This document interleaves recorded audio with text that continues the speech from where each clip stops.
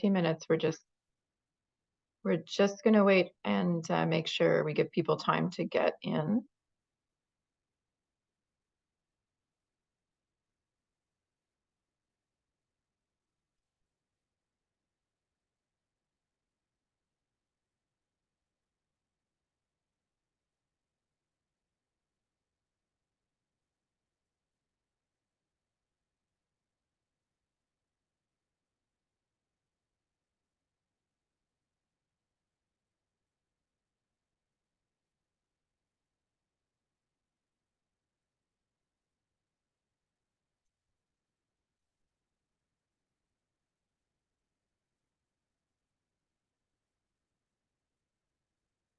So for those just joining, we will get started in maybe 2 to 3 minutes. We're just need to give us a bit of time to make sure we can get everybody admitted.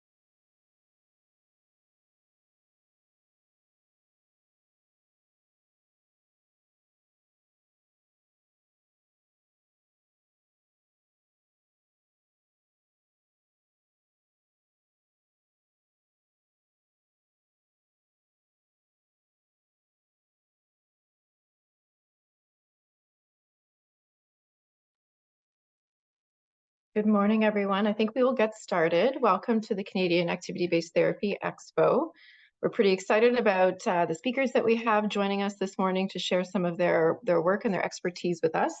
And we have just under 100 people registered for the event. So I expect we will see people trickling in over the next little while.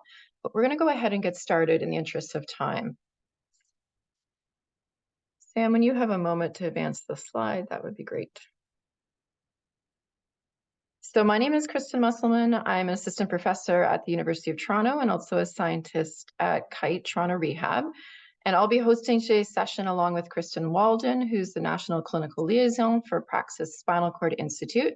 And together, along with Sam's support, we co-lead the activity-based therapy community at Praxis, which is the group that is bringing you today's session.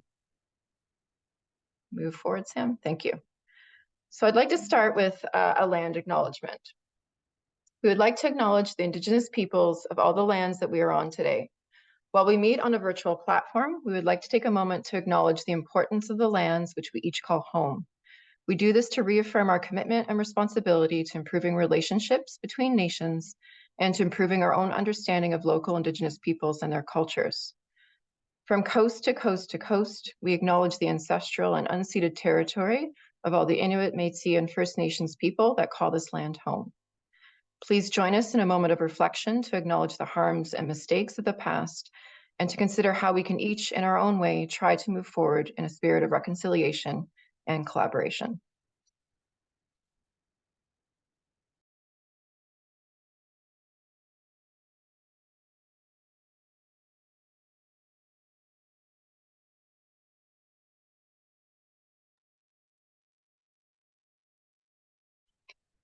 Thanks, Kristen. Next slide, please, Sam.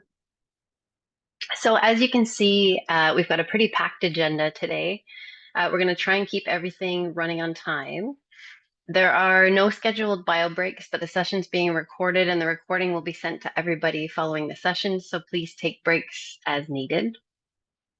There are a series of speakers, and each will be followed by a question and answer period.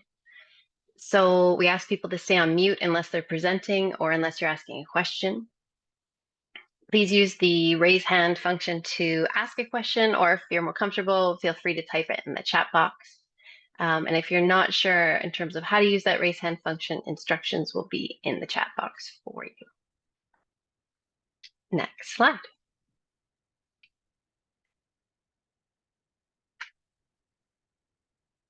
Thanks, Sam. So we wanted to start the day just by going through the definition of activity-based therapy that we are using. And this is the definition that the community of practice has chosen to use. It's based on work by Behrman and Harkelma, as well as Dr. Musselman.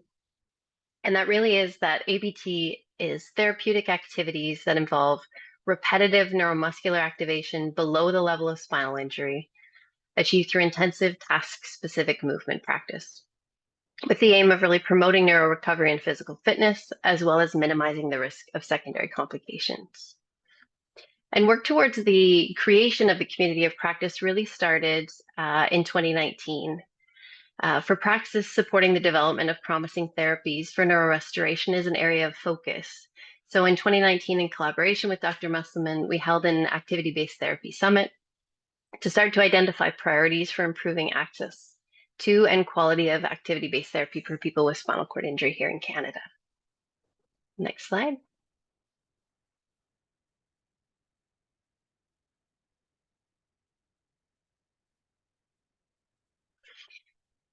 So the activity-based therapy community of practice really aims to bring together people with a common interest in activity-based therapy so we can work collaboratively and expedite the advancement of those priorities that were identified. And Kristen will talk more to those in a little bit. But the ultimate aim really is to be able to optimize the quality of ABT and as well as access to it for people living with spinal cord injury here in Canada. Next. So just a brief look at who's in this community of practice. So to date, there's about 85 members. If we look on the left there across stakeholder group, you can see that individuals with lived experience and their caregivers, as well as students or trainees, health professionals, and researchers are all represented. So really, there are a variety of lenses and expertise through the community of practice brought to this work.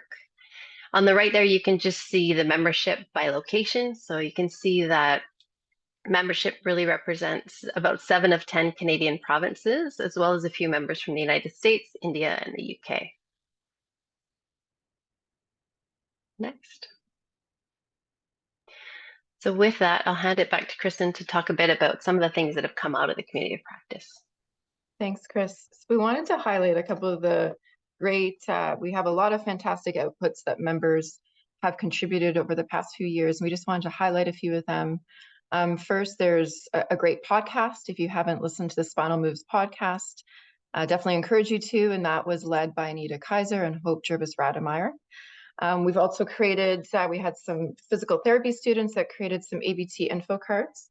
And Sam, if you just advance, we'll get a picture of one of those ABT info cards. These cards are downloadable. I have physical copies if anybody would like a copy of them. And the aim of the card is they're sort of a quick way to share information about ABT with others.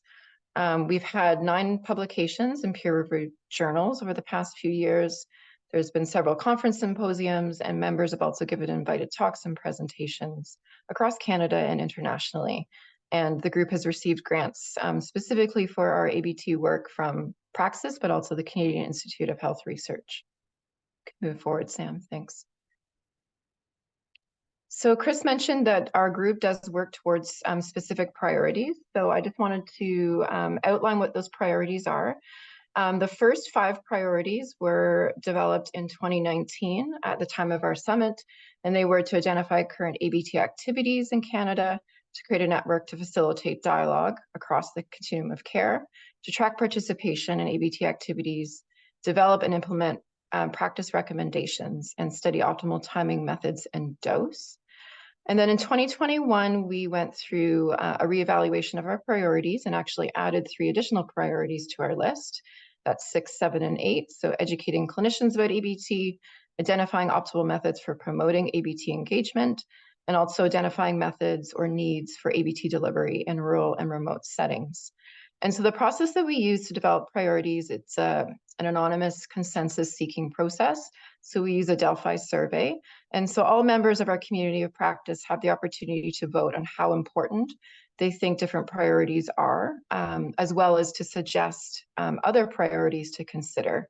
And then if a priority reaches a threshold, which is 70% of our members feeling that it is sufficiently important for the group to pursue, then it's a priority that we will move forward. And so we're actually going to be going through another reevaluation and identification of priorities later this fall. If we could move to the next slide, Sam. So for those of you that are COP members, you will be asked in November to participate in the next Delphi process. If you're not yet a COP member but are interested in getting involved, we'll be giving you information about how you can join the community of practice at the end of today's session, and we definitely welcome you, and we'll have you join this process of resetting our priorities. Now, our steering committee that committee has come up with 6 possible priorities to put forward into the next round of priority setting, which are listed here on the slide, but we will also be asking members to suggest additional priorities. So as you're listening to the talks today, or if you have some other suggestions from other experiences that you've had with ABT for things that you think a community of practice should work towards over the next 3 to 5 years, please do suggest them as priorities when we send out the Delphi survey. And we can move forward, Sam. Wonderful. So we're going to start our programming, and we're really pleased to have Kevin Mills and Nikki Davenport here to provide some opening remarks before we move into our first keynote session. So Kevin Mills is an individual with tetraplegia who recently hand cycled across Canada to promote activity-based therapy, accessibility, and inclusivity of the community with disabilities. Nikki Davenport is his neuro-recovery trainer and cycling partner. Together, they created a not-for-profit group called Pedaling Possibilities to promote activity-based therapy. And with that, I'll pass it over to Kevin and Nikki. And thank you for being here, guys. Can you hear me? Yeah, we can hear you. Okay, sorry. Yeah. Is Nikki there too? Yes, I'm here. Morning. I thought I would start by just telling my initial experience with ABT, and then we can get into our trip and what happened and how ABT impacted that trip. And Nikki, as in all our interviews, you can correct as we go along. Sounds great. Yeah. So I was injured in 2009 off the coast of Cuba, and I was immediately paralyzed. I was flown back to Sunnybrook, and at that point, the first thing the doctor said is, "You'll be lucky to shrug your shoulders." And for me, that was just devastating. Like, I was an athlete, a paramedic, everything part about my life was activity. And to me, hearing that was just really, really hard. So I went into Lyndhurst, and again, Lyndhurst, it was an amazing facility. They helped me in so many ways, and just helping with trying to improve what I have and getting ready to send me home. But for me, I initially was told I would be using a power wheelchair and headgear, which is totally fine. It's just really wanted to push my manual chair, and that was probably my biggest goal. So I eventually insisted I would get a manual wheelchair, and every day after physio, after the couple hours, I would get in my chair and try go push laps. Like initially 50 meters took me like an hour. So I'm not sure, like I know the definition of activity-based therapy is below the level of injury, but for me, I was trying to activate stuff below the level of injury by pushing my chair. And I definitely I left Lyndhurst and I had emotion wheels and when we left, part of the thing was I didn't want it to end there. I was like, I know I can do more. Like I'm an athlete. Like I want to try everything I can. This is such a new injury, and we found an ABT program in in Florida. And my wife and I went down there with my 18-month-old son at the time, and I went down there for a month, and I was working out 5 hours a day, and like all of a sudden, the first day they came in and they stood me, which to me I was like, oh my gosh, I'm standing. It was just incredible, such an amazing feeling. Like my buddy also came down with me, and he was crying, so it was quite an emotional experience, and everything that improved from that, I all of a sudden got stronger. I sat straighter in my chair. I started ripping off straps and bars, and I felt stronger. And it was such an improvement. We decided back and we went down again. Okay, well, we can't keep doing like this. And Heather, my wife, was like, we need to bring this back to Canada so you can do it all the time, and also so it can help other people. So Heather founded Walk It Off, Spinal Cord Recovery and Wellness Center, and that's where I continued my ABT program over the years, and eventually met Anita and a whole bunch of people. But it was it was life-changing for me. ABT was just what allowed me to get ready to do other things. And for me, one of the biggest passions I found was hand cycling. So initially, I decided I was going to push a half marathon in my wheelchair with my emotion wheels, and signed up for the Toronto Waterfront Marathon and half marathon, and went out, and I was dead last by a lot. And but it was so nice. Like I was going out and all the runners were cheering me as I was coming back, and they kept the highway open for me, and it just spawned more cycling. I eventually got into hand cycling with a lie down hand cycle, and really involved with the Hand Cycling Club of Canada, like with Rich and Fernando and Tom and all those guys. And to me, that just it kept going. So it just improved my life in so many ways, mentally, physically. And then when I think, sorry, just spasming, sorry. Yeah, it was just such a life improving, life changing thing. And I wanted to keep it going. So then I got a bike, which I could attach to my wheelchair. And it does have power assist. It's a hand cycle, a Baytech unit, goes onto my wheelchair, and I started doing that. But to me, this was also a new level because it allowed me to be more independent and bike with my son Evan, who was 8 at the time, and we could go out and do things together and go for bike rides. And then I also was able to bike with Nikki. She was a neuro-recovery trainer, ABT trainer, kinesiologist, now osteopath at Walk It Off. And we started cycling together after work a couple times a week. But this entire time I was doing ABT. I was doing like work at Walk It Off, working on core, working on different things that allowed me to stay healthy and get into the position where I was able to do these things with Nikki's help and other trainers. And yeah, it was just incredible. And then, sorry, I'm rambling on, but what happened was one night after work, Nikki said, I have to ask you a question. And she asked if I would like to bike across Canada with her. This is while we're biking. And I honestly, literally almost crashed into her. I was just so ecstatic.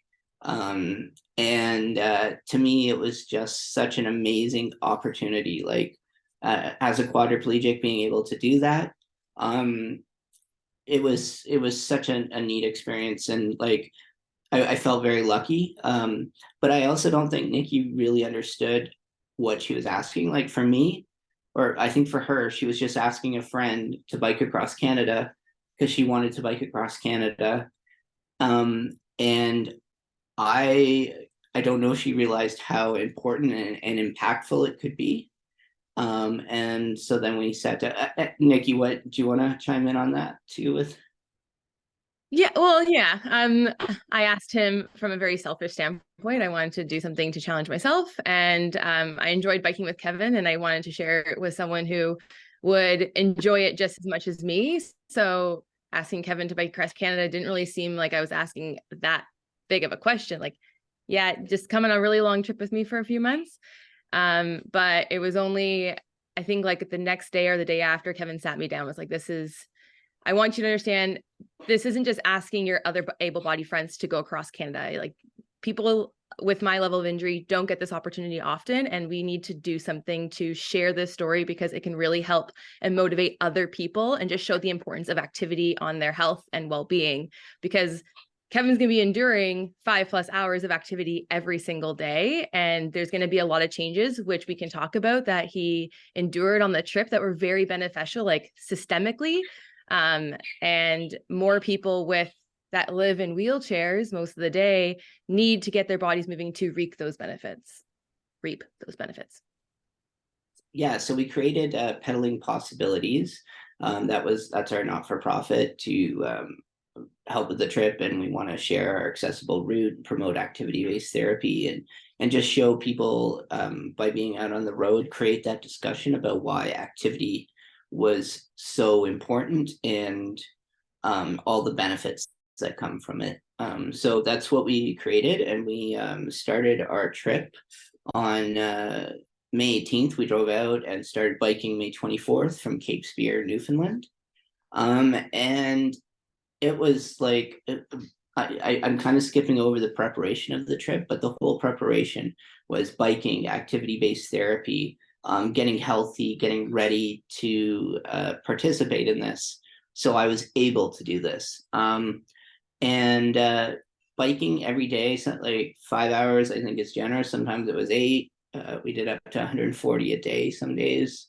And it was biking, we'd bike, I think the most we biked in a row was like 16 days.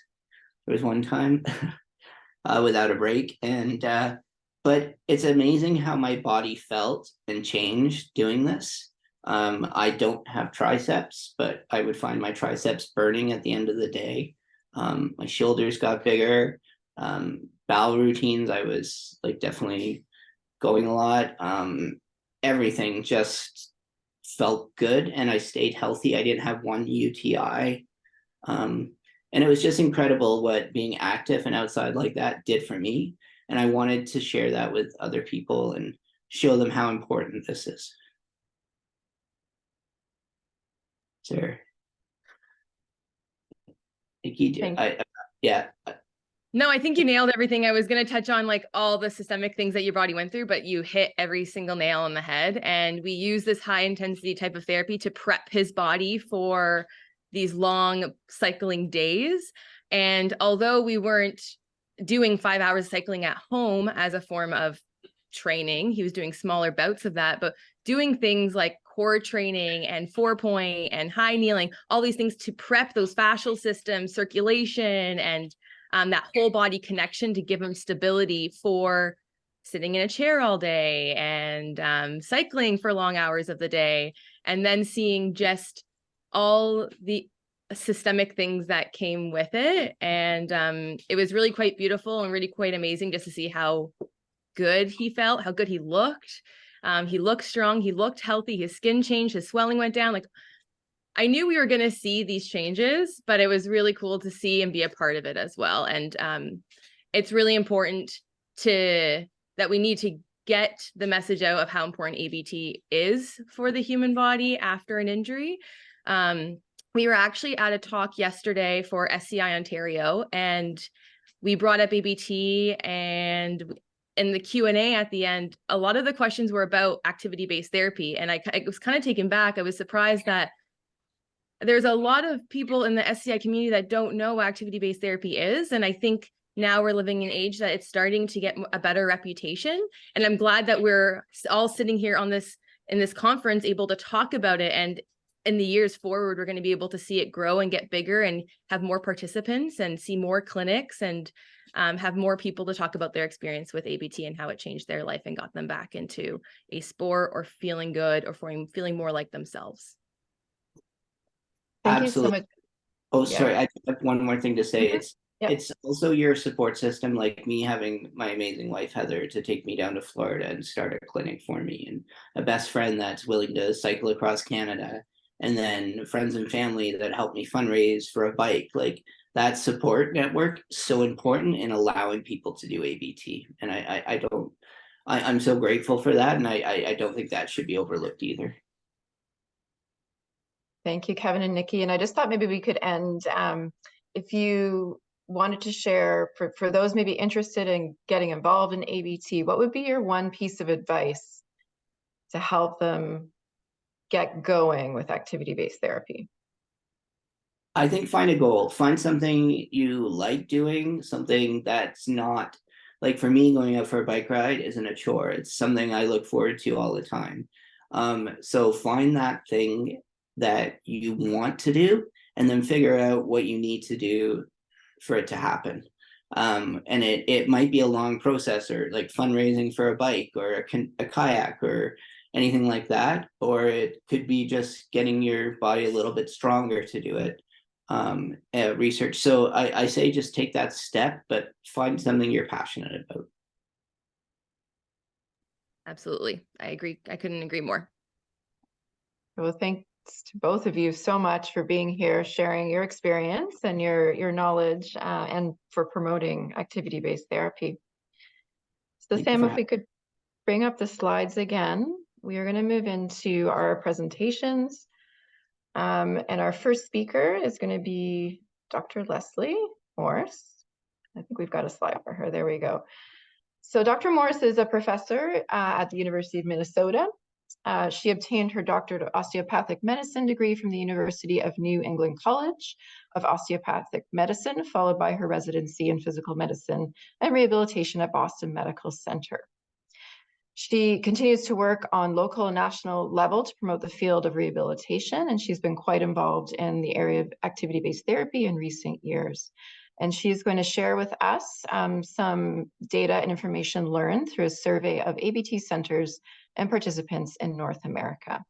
And so with that, I'll pass it over to Dr. Morse. Thank you, Kristen. Very, very pleased to be here today. Can you all hear me okay?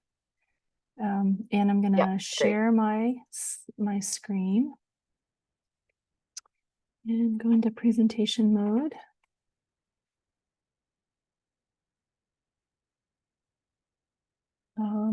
Okay, can you see the slides okay? Yeah, looks great. Great.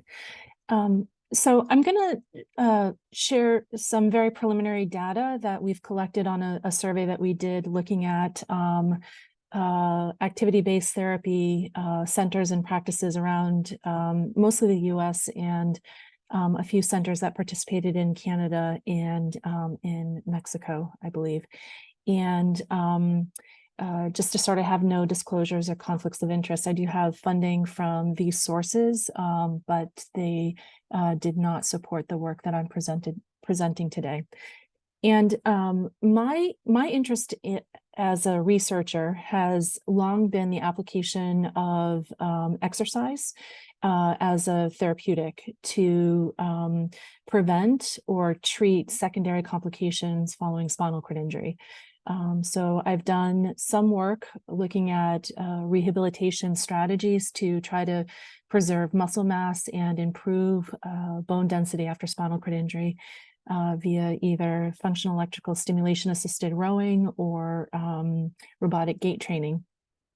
And I became connected with a group of centers that were interested in coming together nationally and forming a network that could be active both from a research perspective, but also from an advocacy perspective to try to address some of the funding and payment issues that are inherent and very important in terms of mediating access to exercise.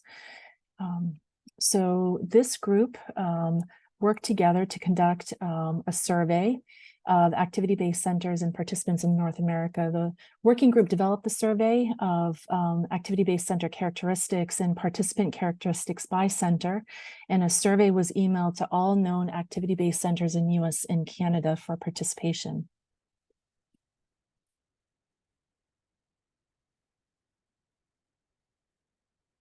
"23 centers responded and provided information on staffing, certification, and other center characteristics." This is a nice a representation of the centers with nice representation from the East Coast, the West Coast, and some Midwest centers in the US, and looks like 2 centers in Canada that participated, one on the East Coast and one on the West Coast. And so we first looked at center characteristics. We were really interested in mostly the type of certification, the type of training and staffing that centers were using in their activities, as well as the size and the ability or the capacity of each center to train individuals at any given time. So again, 23 centers responded to our survey, and the mean center capacity was 40, with quite a large range from 500 to 600 individuals who could be trained at a given time. Mean year of operation was 10, and the median number of employees per center was 8, again with a large range from 2 to 50 staff who were employed. Volunteers were also typical, with a range of 0 to 50 volunteers, again, median of 3 per center. And again, the group in particular was very interested in staffing certifications and the type of variation that we might see across these 23 centers. And so the most commonly employed staffing title was physical therapist, and that was followed by a 4-year degree in a related field. And then we had multiple other staffing titles: occupational therapists, certified personal trainers, certified inclusive fitness trainers, certified clinical exercise physiologists, certified strength and conditioning specialists, corrective exercise specialists, and then a handful of centers use in-house training that was specific to their center, and a couple required no specific training at all.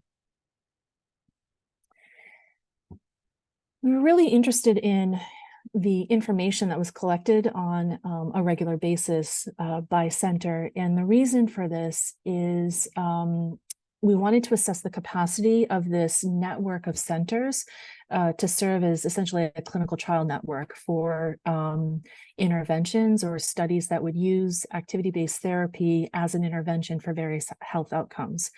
And so we surveyed health information that was routinely collected. More than half, somewhere between a half and just over a half of centers regularly collected and recorded heart rate, blood pressure. Some centers had access to body composition and bone density assessments.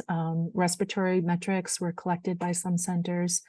The majority of centers recorded the number of ABT sessions per week through the course of an individual's participation, kept health records. And then we were also interested in how participants paid for their sessions, their training sessions, and if centers employed a billing specialist or coordinator who could help with reimbursement, the type of various reimbursement that was seen or accepted at the centers. And so 40% of the centers accepted insurance or had experience collecting insurance for the centers. 53 had received workman's compensation or workers' compensation payments. And then in terms of willingness to expand, the type of information that was collected and recorded, most centers indicated that they would be willing to, in the future, collect a standardized set of assessments and outcomes if there were opportunity to participate in a trial. Then I was very interested in the definition used for activity-based therapy. We found in the working group that there was there was quite a bit of variability amongst the working group in how we defined activity-based therapy, either including the goal of neurological recovery or not including the goal of neurological recovery. And of the respondents, it was about a 50-50 split. In terms of the centers who defined activity-based therapy as including neurological recovery as a goal of the exercise. And these are some of the 9 centers who espouse that. These are some typical quotes or statements from these centers. And then similarly, 10 of the centers did not include the goal of neurological recovery in the definition of activity-based therapy. And again, these are the responses that were given.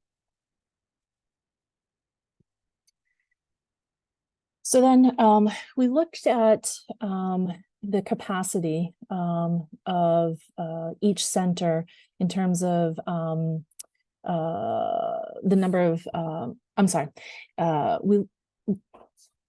we surveyed center level information, and we also surveyed participant level information. So we asked each center to provide certain information on participants who had come through their center in a given period of time.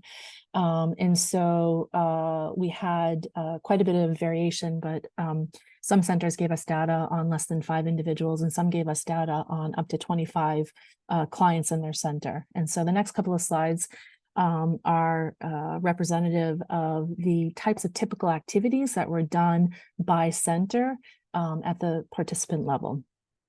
And so again, we looked at median activity-based therapy minutes per week and the number of sessions per week. And so just under or just over 200 minutes per week was fairly typical, with one center having around reporting 1,000 minutes per week per participant. And then 2 was a very common number of sessions per week, really across the center. Again, center W reported 5 sessions per week for participants.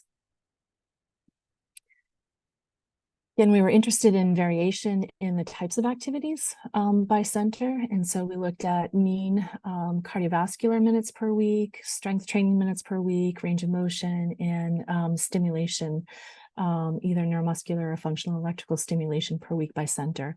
And to me, it was very interesting that cardiovascular exercise was less common. Range of motion and strength training were quite common across the centers, and there was quite a bit of variability in terms of the amount of stimulation that was offered or actually engaged in across the centers. So again, we looked at the percentage of participants engaged in a particular activity by center, and so you can see that range of motion is quite common across all of the centers. Between 75 to 100% of individuals across the centers engage in range of motion exercises. Strength training is also very, very common.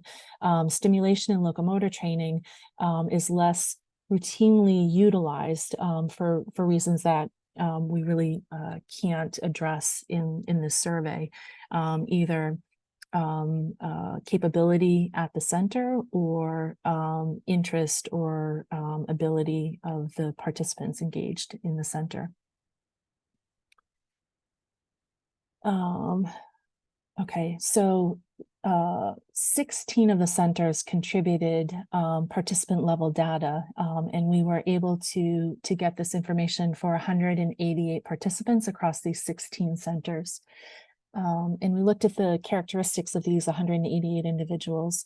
Median age was 40. Interestingly, I didn't expect this, but there were children working out in some of these centers with a range of 10 to 86 years.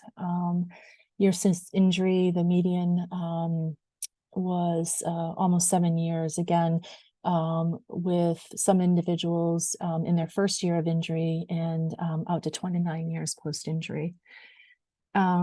Majority were male, but a fair number of women involved in this data collection effort. And again, the majority of diagnoses were spinal cord injury, but there were a handful of other diagnoses, including stroke, cerebral palsy, and traumatic brain injury.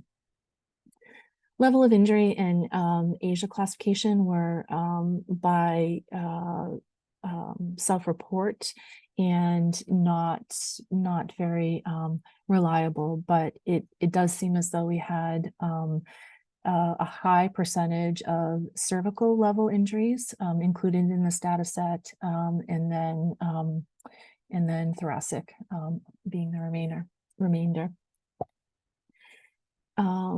52% of individuals used manual wheelchairs, 30% used power wheelchairs. And then again, our average ABT minute was 120 median across this group, out to 1,020 minutes per week.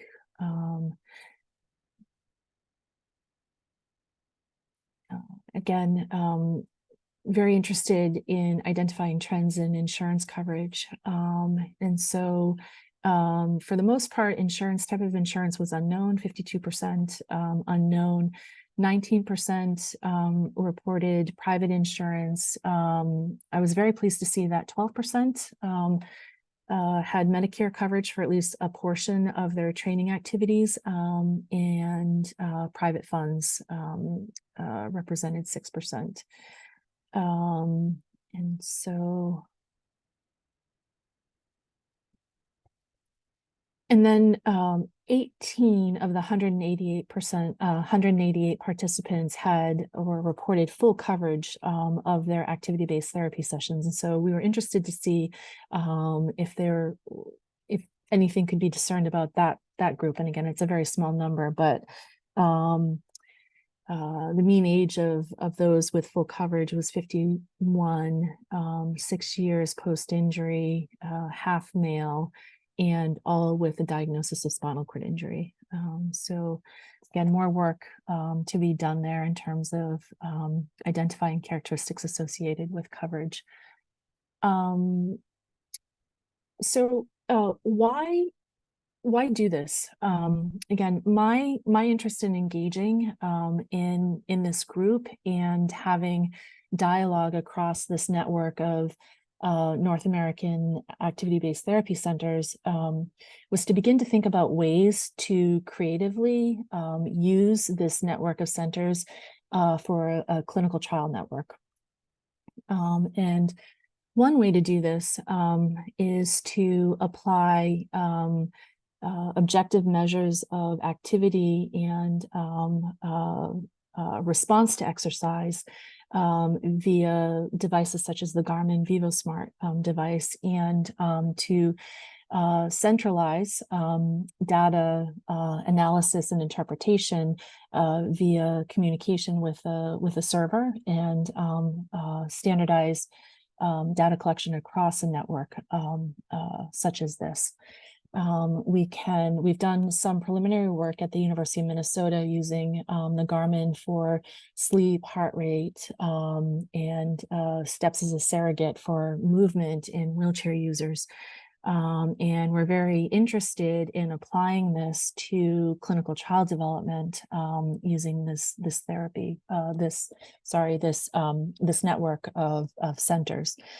One other element of data collection that I'm really excited about, and I think that this collection of centers has tremendous potential for application, is ecological momentary assessment surveys. So again, we've done a little bit of work doing basically repeated measures multiple times, say up to 4 or 5 times during the course of one day for a period of time. And we've used these EMA surveys to gain information about factors that we think may be contributing to various outcomes. And so in particular, right now, we're looking at the perception of neuropathic pain and how sleep, mood, satisfaction with life, anxiety, other psychosocial factors may be contributing to neuropathic pain perceptions. And so using ecological momentary assessments where people basically get pinged or a reminder, again, let's say 4 times during the course of the day, to take a very brief survey. And so to provide information on their smartphone about these factors. And then it creates a very large, very rich data set that can be subjected to, in this case, pathway analysis. So if you look, you can use this analytic approach to identify factors that are responsible for various outcomes. And so I think that combining the Garmin or other activity-based monitors with EMA will have tremendous potential going forward for various clinical trials that could be developed and implemented, looking at a host of outcomes in addition to, bone, muscle mass, lean mass, body composition, but also mood, cognitive function, neuropathic pain. And I think I have a couple more minutes. I'd like to talk briefly about the clinical trial experience in spinal cord injury and ways that we could collectively use clinical trial networks such as this ABT Center network to improve and make our clinical trial collaborations more effective going forward. So Dietzenall published this very nice review of the clinical trial experience in spinal cord injury. This paper came out in 2022, and it looked at all clinical trials that were registered in clinicaltrials.gov between 1996 and 2021. And there was a kind of a paring down of the number of studies that were included in this review. But they reported in the end on 1,149 clinical trials. And what should not be surprising, I think we all know and recognize that the majority of clinical trials in our field are small in number. And so many of these trials, the vast majority of these trials included less than 100 participants, and you can see that many included between 10 and 40 participants. Of those 1,149 studies, just under half of them were completed, but only around 100 had results posted. And one characteristic of these trials that I think could and should be addressed is the number of interventions that were tested per clinical trial. And so again, the vast majority of these clinical trials only tested one intervention.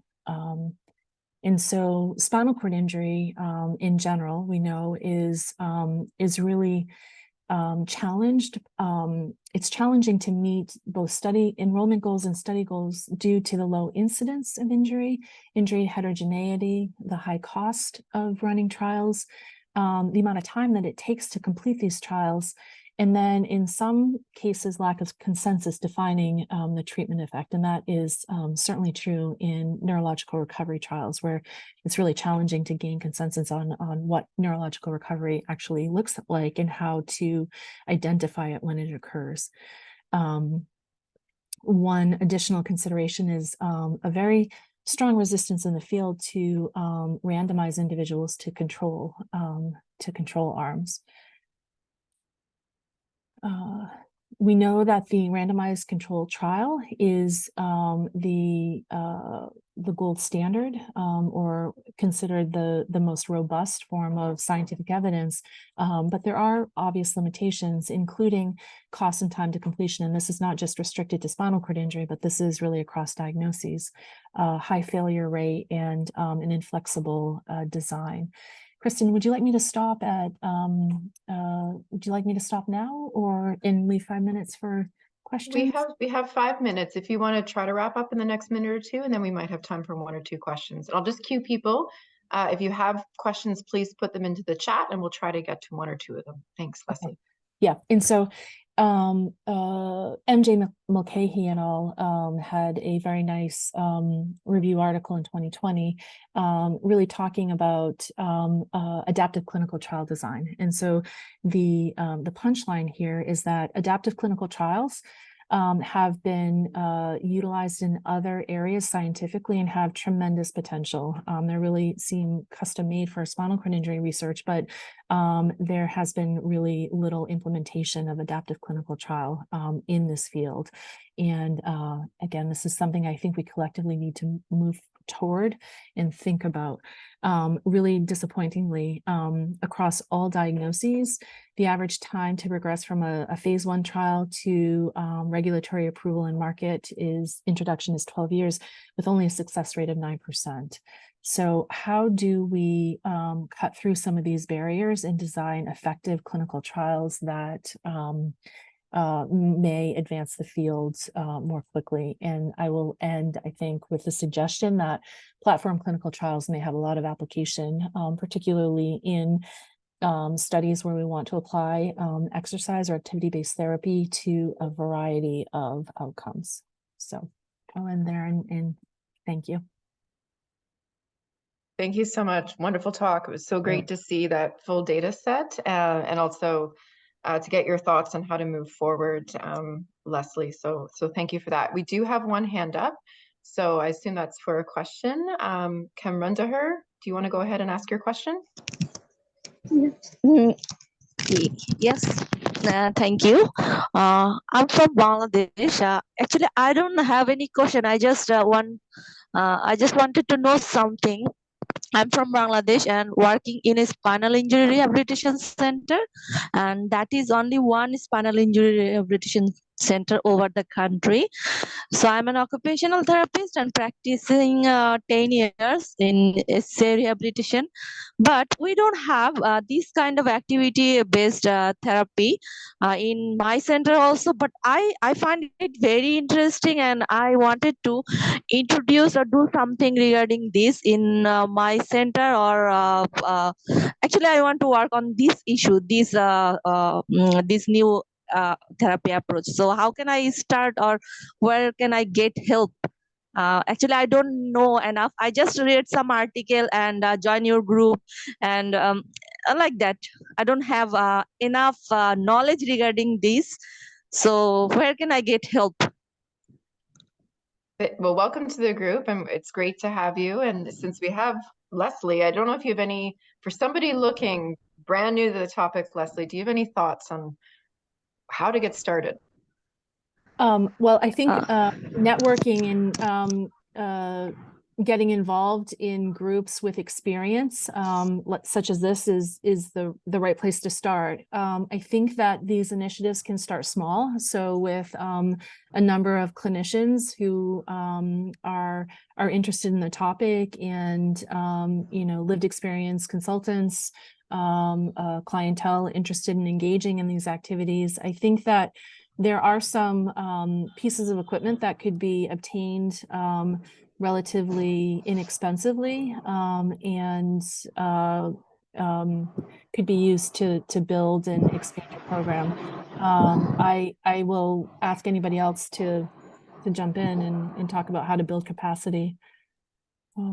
Thanks, Leslie. And I know, I think Heather's added a comment into the chat. So if anybody has additional thoughts to add, please feel free to put them into the chat. And I have maybe just one question, if we could end with Leslie, as curious. I think it's great you looked at ABT definition across centers, which you could do. I think you could do a nice little qualitative analysis probably on that data that you have.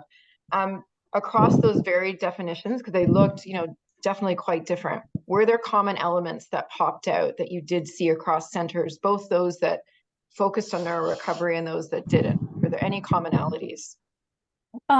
Well, obviously the application of some form of exercise was common, but there were definitely two camps. And so either that neurological recovery has to be part of the endpoint or the goal, or it doesn't. And so it was interesting in the working group when we talked about, I think some of the variation in, let's say, cardiovascular exercise. So some centers, and I think that these are the centers that are more in the neurological recovery is the goal. Camp would say, well, we're not just an adapted gym. Activity-based therapy is more than going and exercising. It is the goal of stimulating, this type of functional or neurological recovery. And so why would we offer cardiovascular exercises when people could go to an adaptive gym? And so there was, my perception is that there was this sense that ABT for some centers meant more than adaptive fitness. And so, but again, exercise in some form was at the base of everybody's definition of this. Okay. Thank you so much. So I can see a question's just come into the chat, and Leslie, if you're okay with looking at that and maybe responding to Vivian, that would be great. In the interest of time, we will move forward with, we're doing great so far with the agenda and staying on time, so that's good. So our next speaker is Dr. Hope Jervis-Rademeyer. So she received her doctorate in rehabilitation sciences at the University of Toronto. Her research interest is in the neuro rehab of people with spinal cord injury using neurotechnology. And she's currently a postdoctoral fellow at the University of Alberta in the Faculty of Medicine. And Hope will be speaking to us about spinal cord injury rehabilitation, a functional electrical stimulation cycling toolkit for acute care. So thank you, Hope, for being here, and I'll pass it over to you.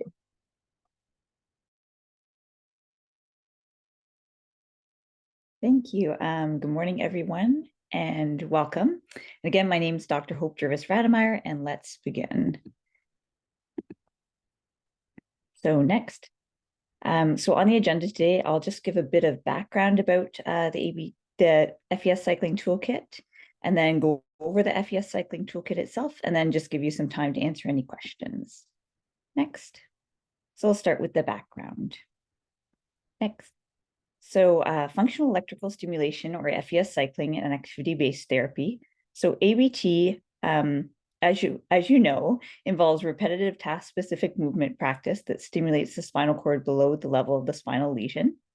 And therefore, FES cycling actually meets the criteria for ABT. So individuals with spinal cord injury would like to start ABT, for example, FES cycling, as early as possible in their rehabilitation, according to some research.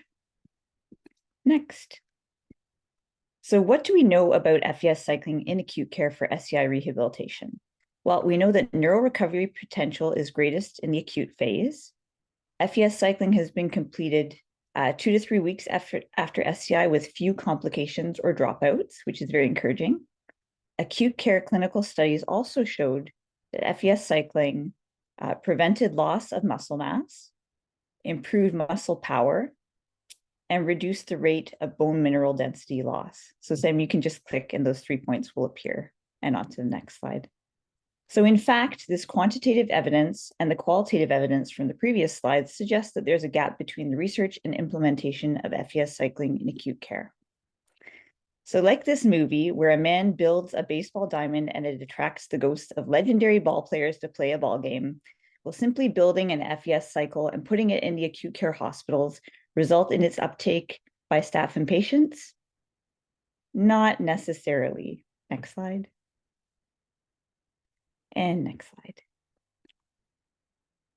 So there are barriers to ABT implementation in acute care. So ABT delivery in acute care can be affected by fluctuation of the patient's condition, variation in personnel and unpredictable caseloads, and also a unique approach to ABT in acute care. So we found in this study that therapists preferred to use a handheld device approach and use hands-on techniques. Next. So what do acute care therapists want? Well, from this research, they wanted more education about ABT. And Sam, you can just click and the points will appear. Thank you. They want to understand what equipment is available for ABT. They want to be made aware of research evidence on ABT and what exists in acute care. They also want educational materials tailored specifically to the acute care setting. So maybe we can address these barriers by incorporating the perspectives of acute care therapists, which leads us to our study aim. So our aim was to develop an FES cycling toolkit as a resource to provide clinicians with evidence-based information about FES cycling in acute care for SCI rehabilitation. Next, and these are our research methods. So participants had to belong to one of these groups. They had to have knowledge about FES cycling. And 2 of the participants were in fact local champions at one of each of the acute care hospitals in Edmonton, Alberta, and they both happened to be physical therapists. The design was a participatory action research approach. And the design included 4 focus groups with 12 participants. The first 2 focus groups, we focused on developing the toolkit. The third, participants provided feedback. And the last focus group will take place in December, and they're going to evaluate the toolkit. We used conventional content analysis. And then in September, there was a local presentation that we gave at each of the 2 acute care hospitals. And we invited attendees to complete a website usability survey. Next. So what you should take away from this busy diagram is that participants determined that we should have 2 toolkits, one for patients and families and one for healthcare providers. And the 2 main categories for both toolkits are the same. Next. So the 2 main toolkit categories for both toolkits are here on the left. So next slide. There we go. On the right, the subcategories are the same for both toolkits, except here in the patient toolkit, it includes a logbook. And then under end product, there's a YouTube, and we're going to revisit the app in the next focus group. Next. So if you look at these quotes, if you look at the quote on the bottom, from participant views like this one, we identified the benefits subcategory for the patient toolkit. And then if you move to the quote at the top, it discusses the YouTube subcategory to show an example FES cycling session only. Next. So the healthcare provider toolkit is the same as the patient toolkit with 2 technical categories. So the dosage parameters category and the bike login category added to this toolkit. And next slide. So this top quote shows that as part of the content and categories, participants felt that checklists would be helpful. And the bottom quote discusses the end product as a website and no need for an app. And next. So without further ado, the functional electrical stimulation cycling toolkit. Next slide. So here's the website at www.fescyclingtoolkit.com. The next few slides are screenshots, so we'll go through them quite quickly. You can either follow along with me or you can use your devices and follow directly online. And while you're looking at that, I should be mentioned that I'll be going through the healthcare provider toolkit in the interest of time. Also on this screen, you'll notice in the upper right corner, there's an English button. You can hover over and click over to the French version. We're just in the midst of correcting the French language. Next slide. So this is the landing page, and you'll notice on the bottom left a number of these match to the subcategories in the healthcare provider toolkit, and you can click on all these subcategories to get content. Next. So the first subcategory is benefits and risks. Next. And you'll see under this that there's a handy table where you can look at the different goals and different benefits according to body systems. And then just beneath this, you'd have to scroll on the website, you would see a list of the different risks. Next. So the next subcategory is patient screening. And in the patient toolkit, this is actually called indications, contraindications, and precautions. So we did change the language somewhat between the toolkits according to focus group feedback. And you'll notice that there's a list of indications, and then on the right, specific indications for the RT300 cycle, which is used in both acute care hospitals in Alberta, in Edmonton. And then next slide, underneath that, you'll see the contraindications. There's a handy legend on the left, and then there are some nice drop-down tables that you can look at on the right. Next. And throughout the toolkit, you'll notice that there are some nice pop-out boxes and tips and tricks. So this is just one of them about the pacemaker within this section. Next. And this is the dosage parameters, muscle selection, and outcome measures. Next. And this is just a screenshot of the dosage parameters. And beneath it is a table taken from a study by Everett et al., where they show an example of this patient's first session and how to progress. So you could consider that when using FES cycling. And next slide. This shows muscle selection and outcome measures. So what focus group members felt would be useful would be a number of pictures showing where to place the electrodes on the individuals. Next. This is the bike login setup and modifications. Next slide. And all of these photos can be enlarged when you click on them. This is useful if you want quick instructions or if you're training a healthcare provider or showing a patient what the setup or screen on the bike looks like, for example. Next. So before, during, and after FES cycling, next slide. So this is where all of the checklists come in. So before FES cycling, we have a nursing team checklist and a rehab team checklist. Next slide. This just shows you what the FES cycling will kind of look like. There's a diagram and then a few more checklists.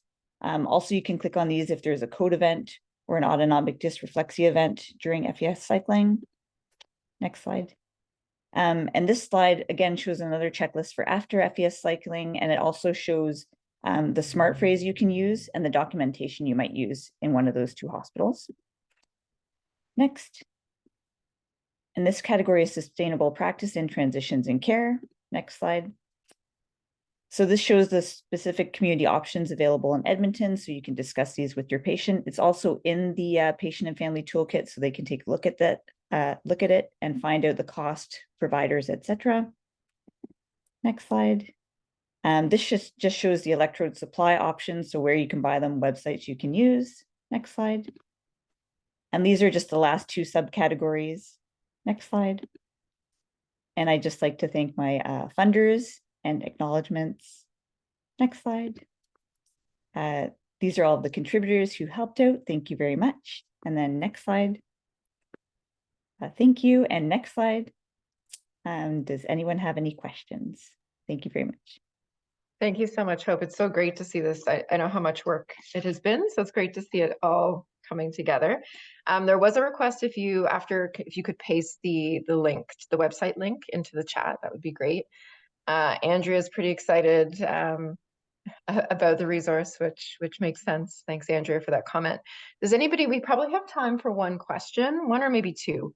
So if anybody does have a question, please feel free to raise your hand or you can put it into the chat. While we're waiting, hope to see if anybody else has a question. One question I had, or one thing I thought maybe you could comment on.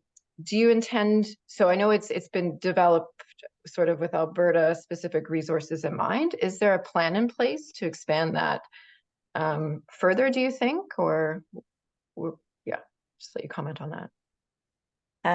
I would say yes. I've applied for a couple of different grants to expand it right now. It was nice to really, I think, start small and get the support of the Edmonton community and visit the hospitals myself and help to give those presentations. I am presenting a poster at the ACRM in the States next week. So just trying to gain some more interest as well that way. Yeah, thanks. So the Great, plans are, know. we'll see soon. Excellent. And Vivian has her hand up, so I'll pass it over to Vivian. I can't hear you. Oh, you're muted, I think, still.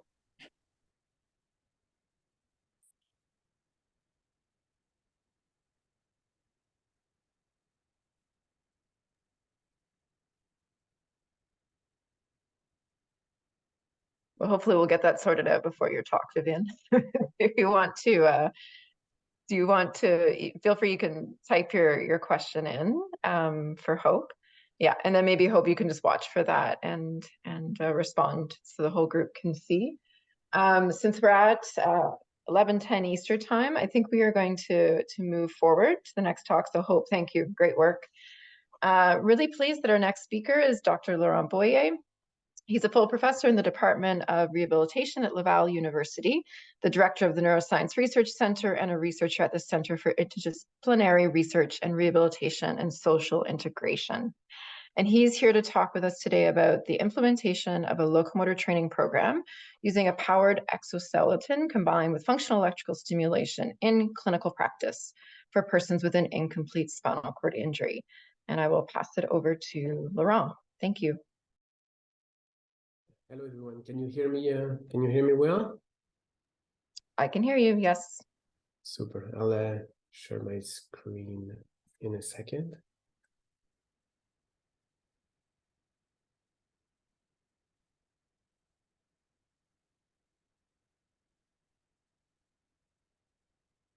Lots of buttons here, sorry.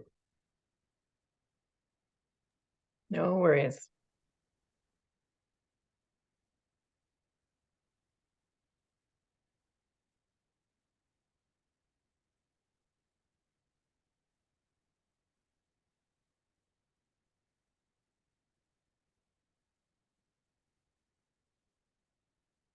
Never do this on two screens. Yeah. It was there for a second. No worries. Here we go. And then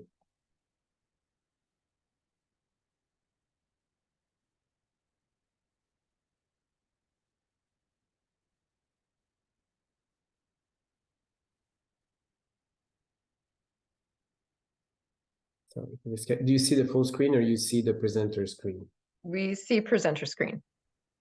I had fixed all this before starting. Yeah, that's okay.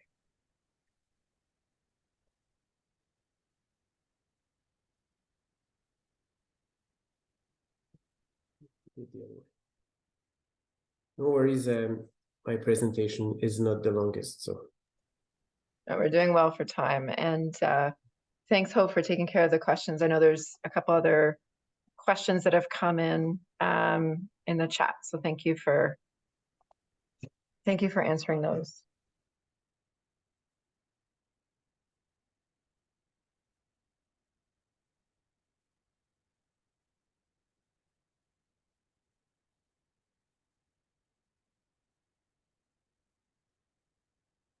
All right, let's, can you tell me if you now see the real one? Yeah, so right now, yeah, it's all good. Great. Perfect. So thank you for the invitation and sorry for this delay. It wasn't planned that way. So today I will present some of our recent results that we obtained while trying to implement a locomotor training program using a powered exoskeleton combined with FES in clinical practice for persons with an incomplete spinal cord injury. The work that I will present is done by a team of people. I'm just the presenter. The other researchers are presented here. The students who did the work are here, and the clinicians who did the work with us are also acknowledged here. So, as you may know, the recent development of smaller motors and better materials has allowed us to develop now mobile motorized exoskeletons. And this technology represents a very promising rehabilitation tool for the recovery or the improvement of gait and balance in people living with a spinal cord injury. How do motorized exoskeleton work? Well, they can actually work in two ways. Maybe the way we're used to see them is as shown here on the left, as maybe a purely assistive device that's helping to execute a movement that a person would not be able to achieve without this assistance. However, it can also be used as a training device, and this is how we're going to use it today. So as a training device, a motorized exoskeleton can help make more movements in a person that can already has some motor capability. By making more movements, you get training. And as part of ABT, if you do it strongly enough, it would be a form of ABT. Now, what's really important here is that the training occurs both at the level of the muscles, but also at the level of the brain and the spinal cord. So repetitive movement will make your muscles stronger, but will also increase the synaptic connections between your brain cells and make you better at making movement. This ability of the brain and the spinal cord to train is called neuroplasticity. Now, very recently, the advances in the rehab robotic technology is now allowing to do both electrically stimulate the muscles and provide exoskeleton training at the same time. The addition of FES on top of the robotic gain training increases the amount of sensory feedback that's given to the brain and the spinal cord during the robotic gain training. So this additional feedback, in turn, can help optimize the neuroplasticity and could further improve motor recovery following incomplete spinal cord injury. So this is very exciting technology that we're having in our hands. However, it's extremely recent. When we bought the device 3 years ago, it was only the fourth one that the company was making. I think there's one in Alberta. Vivian, I think you have one, and we were the second ones to have this in the country. So to date, hasn't been any investigation on the effect of multi-muscle functional electrical stimulation combined with exoskeleton training in persons living with an incomplete spinal cord injury. So the objectives of our study, the primary objective was to document the effect of an overground locomotor training program using a motorized exoskeleton combined with FES on the recovery of balance and locomotor function in persons with an incomplete spinal cord injury in the clinical setting. This is an important point. And our secondary objective was to see, sometimes when you stimulate muscles electrically, you can have a more rapid development of muscle fatigue. So we also wanted to evaluate the contribution or the interference of FES on walking performance when people are walking with the exoskeleton. So this was done in a single group pre-post design directly in the clinic. And the population, the inclusion criteria were that you had to be an adult with a subacute incomplete spinal cord injury, less than 6 months post-injury, and undergoing intensive functional rehabilitation at our rehabilitation center. And the only other inclusion criteria had to have standing capacities. And then we used the device that you see on the right. I'll show you a video in a second, which is the Indigo FES exoskeleton. It's a very small, if you want, exoskeleton in its category, and it can allow to stimulate up to 10 muscles. In our case, we used up to 5 muscles on each side, and that included the knee extensors, the knee flexors, and the ankle flexors and extensors, and also the gluteus. Here's an example of what the device looks like. First, I want to show you here. The motors are very small. They're embedded inside the device that you can see here on the side. And if I move the video forward a bit, here's what it looks like and what it sounds like. If I can get some sound.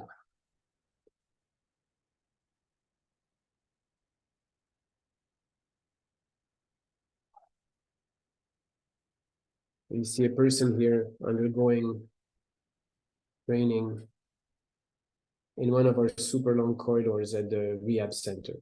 We're lucky that the research center is located inside the rehabilitation center in Quebec City. So it's very useful when we try to have these collaborative projects between the clinic and research.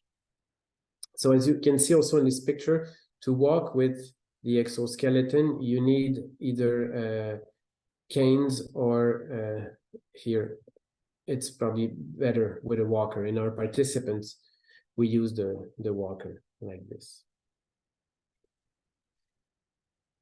So let me now show you the experimental design. So we asked two questions. One was to see the pre-post effect of up to 12 training sessions.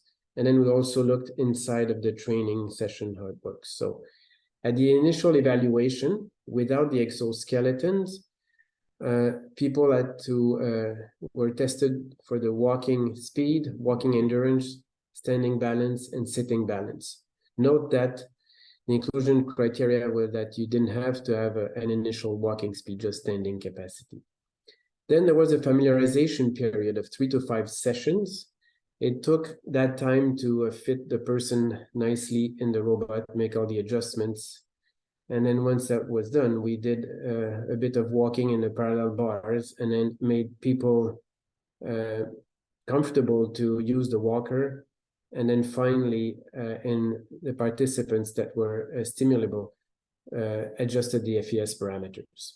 Once this was done, we did the training program, which consisted of up to 3 blocks of 4 training sessions each. There were 2 to 3 training sessions per week, and they lasted about 90 minutes each. 3 of the 4 sessions had exoskeleton plus FES, and then the 4th session had only the exoskeleton assistance. So we wanted to compare the effect of FES to no FES in the same conditions. This is why this 4th session is. So we did 3 blocks. Some participants were not staying in intensive rehab for very long. So by using this design in blocks, we could complete either 1, 2, or 3 blocks, depending on the participants. And then at the end, regardless of how many sessions they had, participants underwent a second full evaluation that was the same as the first one, again, without the exoskeleton, to see the gain obtained by the training, not only the gain obtained with the device. Here are the results. So in the end, 7 male participants completed the study, and they did between 8 and 12 sessions, that is 2 to 3 blocks of the locomotor training program. All of them had a thoracic injury ranging from T4 to T12 and an ASIA score of D for 2 of them, C for 4 of them, and B for 1 of them. 4 participants received FES during the training, and the other 3 couldn't. 2 of them, the reason was that they did not respond to the functional electrical stimulation, and only one of them had increased spasticity with FES.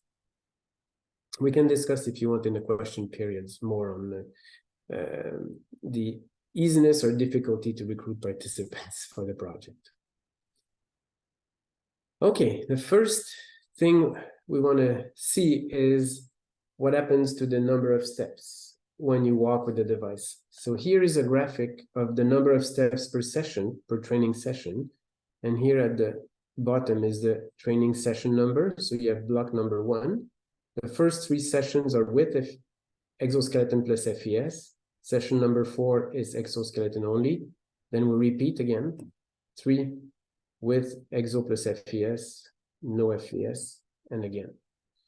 On the right, you have the participants by color, and the first 4 have exoskeleton plus FES, and the last 3 only had exoskeleton. So what you can see, maybe the first thing, is that there was a benefit of the exoskeleton training. On average, there was an increase of the median increase was 575 steps, and the range here, the 25 and 75 percentiles are shown here.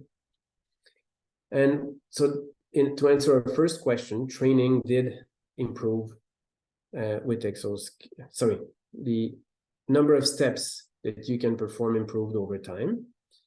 And now the second question we had is, what happens with FES? Is it the presence of FES increasing our ability to walk because of added force, or is it decreasing our ability to walk if it increases muscle fatigue? So to answer that question, we have to compare session number 3 to session number 4, which were close in time, one with FES and the one without.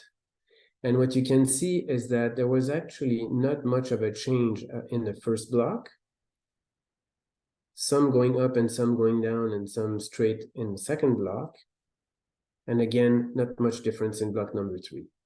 On average, there was only a difference of 33 plus or minus 120 steps, which means there was no difference between walking with the FES and walking without the FES. If we now look at walking without the robot, what happens to the locomotor variables and what happens to the balance variables? So essentially, our participants increased their walking speed by about 0.25 meters per second, and that's a significant change. The minimal clinically significant difference for persons with an incomplete spinal cord injury is 0.13. So if you're above that 0.13, it means a significant improvement. So there was an improvement in both walking speed and walking endurance. Increase in walking endurance of about 125 meters. Now, regarding the change in balance variable, there was actually no significant change. We were expecting something different, but there was no difference here. So in conclusion, these preliminary results demonstrate that there's a significant increase in the number of steps taken per session when you walk with assistance of an exoskeleton. So in combination with conventional intervention, the result is a clinically significant improvement in walking speed and endurance, without, however, any significant change in standing or sitting balance in our participants with an incomplete spinal cord injury. The addition of FES did not affect the number of steps taken during the session, suggesting that muscle fatigue was not a main concern. So I would like to thank our funders. We got a grant from Praxis to perform this study, and a grant from Elan, our foundation, to buy the exoskeleton, and support from Quebec funding for student salaries. We also would like to thank Marie-Christine, Nathalie, and Christian from the clinic to help us with the training of participants. Thank you. Thanks so much, Laurent. That was great. Really interesting, well-designed study. We probably have time for 1 or 2 questions, so feel free to add a question into the chat or raise your hand. Oh, Kay has his hand up already. Go ahead, Kay. Hi, thank you for interesting study. I just want to know more detail about the FES, like which muscle you stimulated, or how did you initiate the stimulation, etc.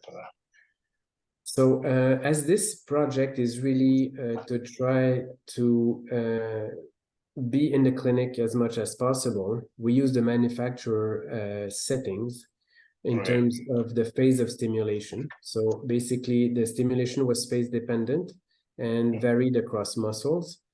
Normally the stimulation occurred at the time where the muscle is active. And in some muscles, we can have double burst. We had double bursting. The amount of stimulation was actually, I would say, low. Our goal is really to provide more sensory feedback than to create big muscle contractions. So we use, in terms of intensity, a visible contraction, a visible contraction of the muscle. That's all. We felt that in order to maximize neuroplasticity, this was the best approach. But we're open for discussion on that. This is our initial setting.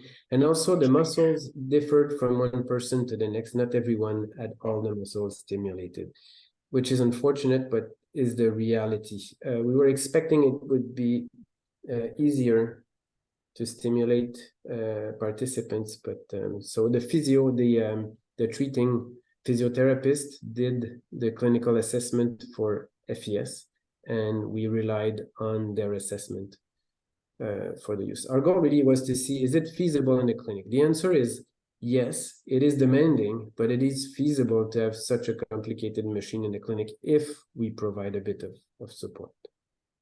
I don't know if that answers your question. Thank you. Yeah, thank you. And I think maybe just Vivian, we can do Vivian's question and then we're going to move on. So go ahead, Vivian. Yeah, I'll be very quick. Kay has taken the question the main question that I wanted to ask, so that's great. One minor question was, given that the motors are still moving, how did you actually decide that FES was or was not causing muscle fatigue?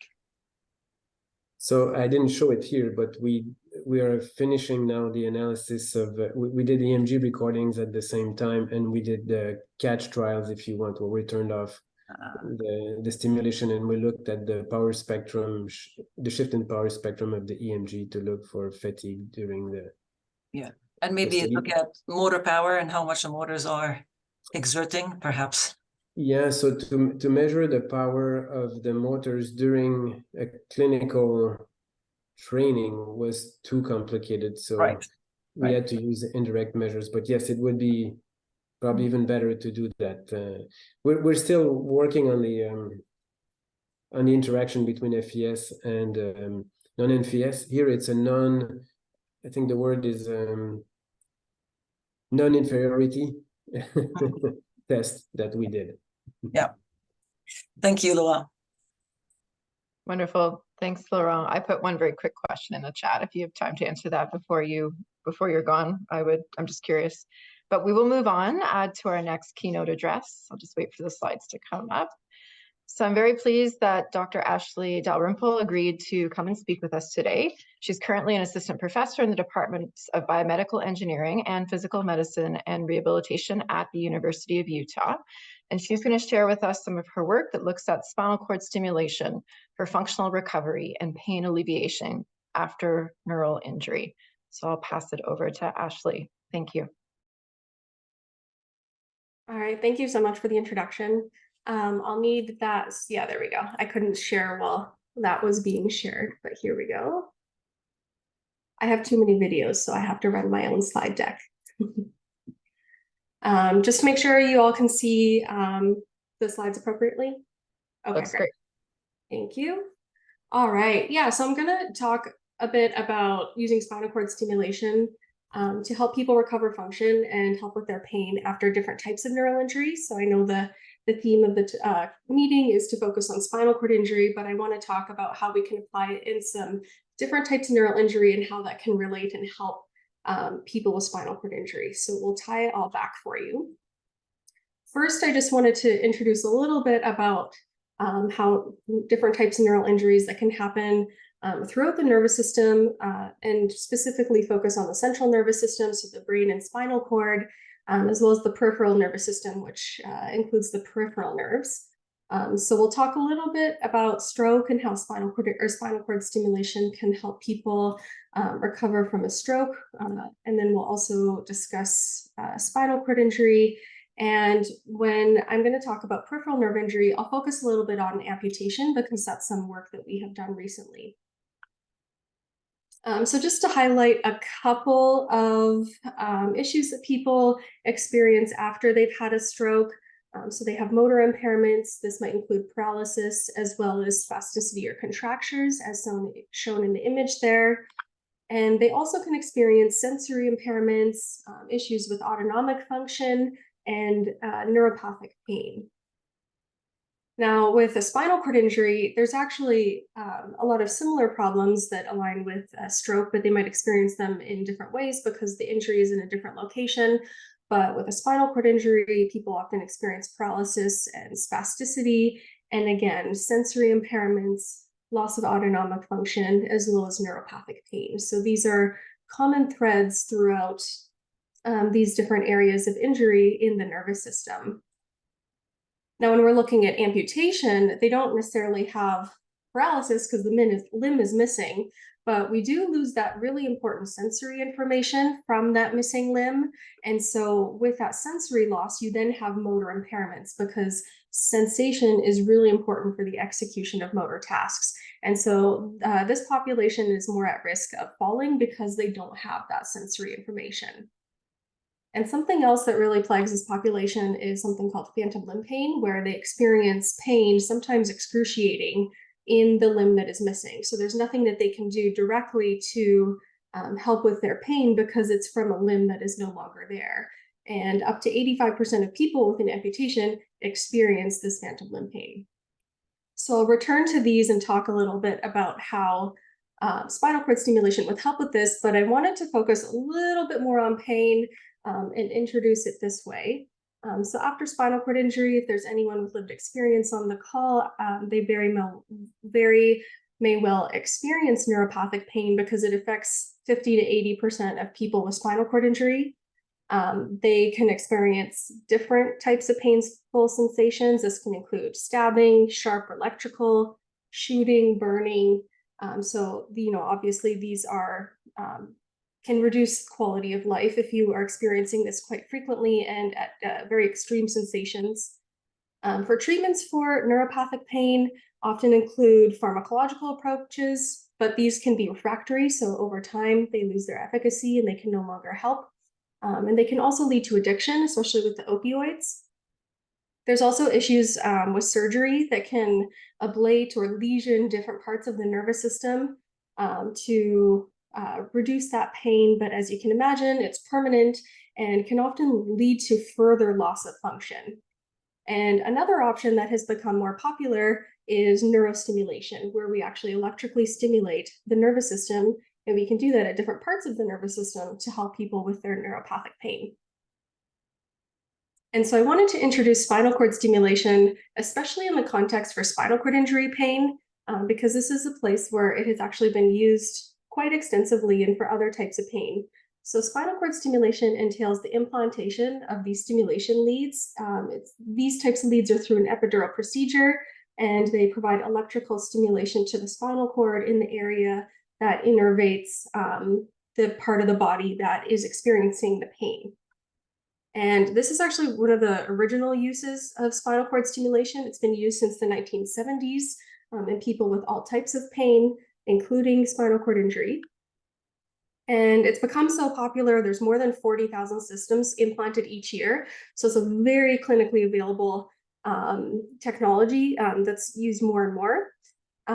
But its efficacy has some room to be improved. So only 50 to 60% of people experience more than half a decrease in their pain. So this is an area of ongoing research where people are trying to provide the electrical stimulation in different ways to make it more efficacious for treating pain. Now, in recent years, I'm just going to play these videos here. We have repurposed spinal cord stimulation beyond pain, and it's really gone into the motor recovery realm. And so there's, in the last 5-6 years, there has been a lot of work highlighting how spinal cord stimulation, importantly paired with rehabilitation, that is the key here, can facilitate people's recovery after spinal cord injury. And so through these videos, you can see that people are able to do new locomotor tasks that they weren't able to do before they received the spinal cord stimulation paired with that extensive rehab. So the field is really moving forward with spinal cord stimulation as a motor therapy in the spinal cord injury population. And more recently, I wanted to highlight a use of spinal cord stimulation in someone with stroke for motor recovery for their upper limb. And so we're really starting to branch out in the application of spinal cord injury to help people with their motor recovery with different areas of injury throughout the nervous system. So this is a long video, so I might jump ahead a little bit for time's sake, but this participant without stimulation right now is trying to feed herself with her affected limb. And you can see she requires assistance from her intact limb. It's very difficult for her to get that piece of food on the fork, dip it in the sauce, and then lift her shoulder up high enough to actually feed it to herself. So she has to employ a lot of compensatory motions to get it, and then in the end, assist herself with her other limbs. So it's quite effortful to be able to do that. And then when she has the spinal cord stimulation on, as you'll see, she'll have increased motor function, so in terms of strength and also range of motion, so that she can do these tasks easier. And there we go. That was way faster. So spinal cord stimulation really has the potential to help people with their motor recovery for, not just getting around day to day, but also with their activities of daily living, such as feeding themselves. And I also just wanted to highlight, pause that video there, potential uses and something that we had explored that we will get into. We talked about the brain and the spinal cord, and with peripheral nerve injury and with amputation, spinal cord stimulation has been applied for phantom limb pain, but there's been some mixed results because the placement of the spinal cord stimulation leads is really important. And that is something that we have explored in our future work. So now I'm going to jump into some of the work that we have done and work that we will continue to do as we apply spinal cord stimulation for new applications. And so a study that we recently conducted entailed working with people with lower limb amputation, and they had implanted spinal cord stimulators.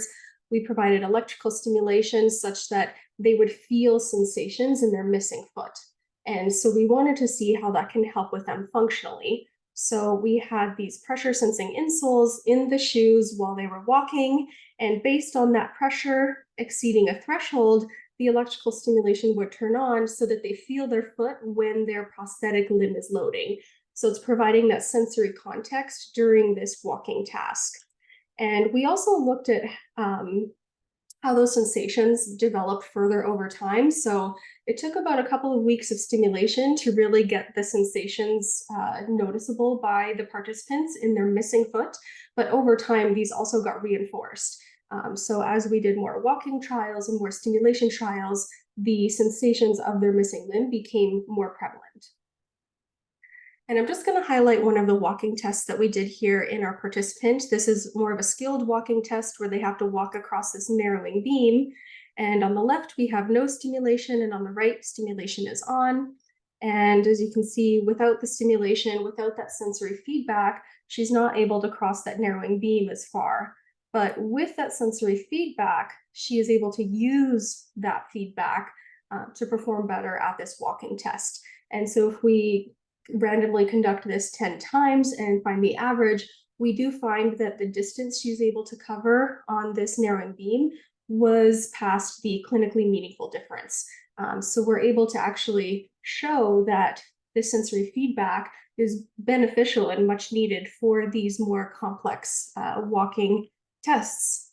So this was really exciting work to see, and the paper goes into a couple of more tests as well if you're interested.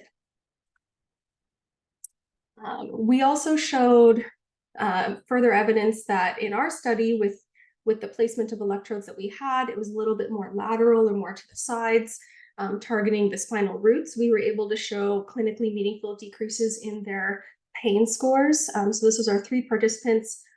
Participant 2 almost got that, but their pain wasn't as severe as the other participants. So it was a little bit more difficult to meet that threshold. But we do see clear decreases, and then in a period where stimulation was not on, because it was holidays there, we see without that stimulation, their pain starts to increase. So it is something that you really need ongoing to be able to have that pain relief. Now, some limitations of spinal cord stimulation, as you can imagine, not everyone is either eligible for an implant, is willing to get an implant, or even has access to implants, especially in some remote or more socioeconomically disadvantaged areas. I won't go into the procedure itself, but just to show that when you actually do the full implant, it's a little bit more than an outpatient procedure. It can be outpatient, but it's a little bit more involved in terms of all of the components that have to be implanted into the body. And so what we really wanted to know was, is there perhaps a non-invasive way we can stimulate the spinal cord so that people who can't or don't have access or don't want to get surgery, can we still provide some of these benefits? So in recent years, there has been quite a development of a technique called transcutaneous spinal cord stimulation. So this is a non-invasive method for stimulating the spinal cord. There's electrodes that stick on to, in this case, the lower back and the hip bone. And you provide electrical stimulation through there, and it's able to activate actually the same spinal pathways as an implanted spinal cord stimulation device. So here, if we had an implant with these orange lightning bolts in the electric field, you can see we're either stimulating the dorsal columns of the spinal cord or the roots, depending on our placement. And if we are external with this transcutaneous spinal cord stimulation, we can stimulate high enough to penetrate deep and activate those same neural pathways. So this has been shown by some other groups as well, that they are actually activating the same structures. So this is really exciting to us because now we have a new tool in the toolbox to help people regain their function or reduce their pain. And this technique has actually been used quite extensively in people with spinal cord injury to help with their motor recovery. It's actually been the primary use of this technique in the literature. So people have used it to help with upper limb recovery. So there's a big group of tests that people have shown that you get improved dexterity and grasping and muscle strength and range of motion, improved trunk control, so making sure the trunk is straighter and helping with balance control. And there's also several papers looking at improved lower limb function, so either overground or treadmill walking with and without exoskeletons, as well as reducing spasticity. So there's a lot of benefits that people can get from this non-invasive spinal cord stimulation with their functional recovery. Now, one of the questions here that I had that hadn't really been linked before is, okay, spinal cord stimulation, the implanted version, it started out as a pain therapy, and then it became popular as motor recovery therapy. Transcutaneous spinal cord stimulation excites the same neural pathways, and it's been used primarily with motor recovery, but perhaps we can kind of bring these two thoughts together and think, can transcutaneous stimulation also be used as a pain therapy? So we sought to determine that specifically in a population of people with lower limb amputation who were experiencing phantom limb pain. And we also wanted to explore different measures of pain, so ones that were both subjective, like pain questionnaires, they rely on their experiences, as well as objective measures like the pain pressure threshold, in which it's less muddled, I guess, by their experience is maybe how I would put it. And so just some highlights here from our study in 3 participants. Over 5 days of providing transcutaneous spinal cord stimulation, we found clinically meaningful decreases in their phantom limb pain. So for all 3 participants, we are exceeding that threshold for their pain scores. So this was some really exciting results for us. It really shows its potential, and hopefully we can grow these results. And if we also look at their pain pressure threshold, which is where we take a device called an algometer and we press on different parts of the residual limb, and the person reports when it feels painful. From compared to day 1 to day 5, we see an increase in their pain pressure threshold, which means they're able to tolerate more pressure at that point on their residual limb at the day 5 compared to day 1. So the increase in the threshold is a good outcome.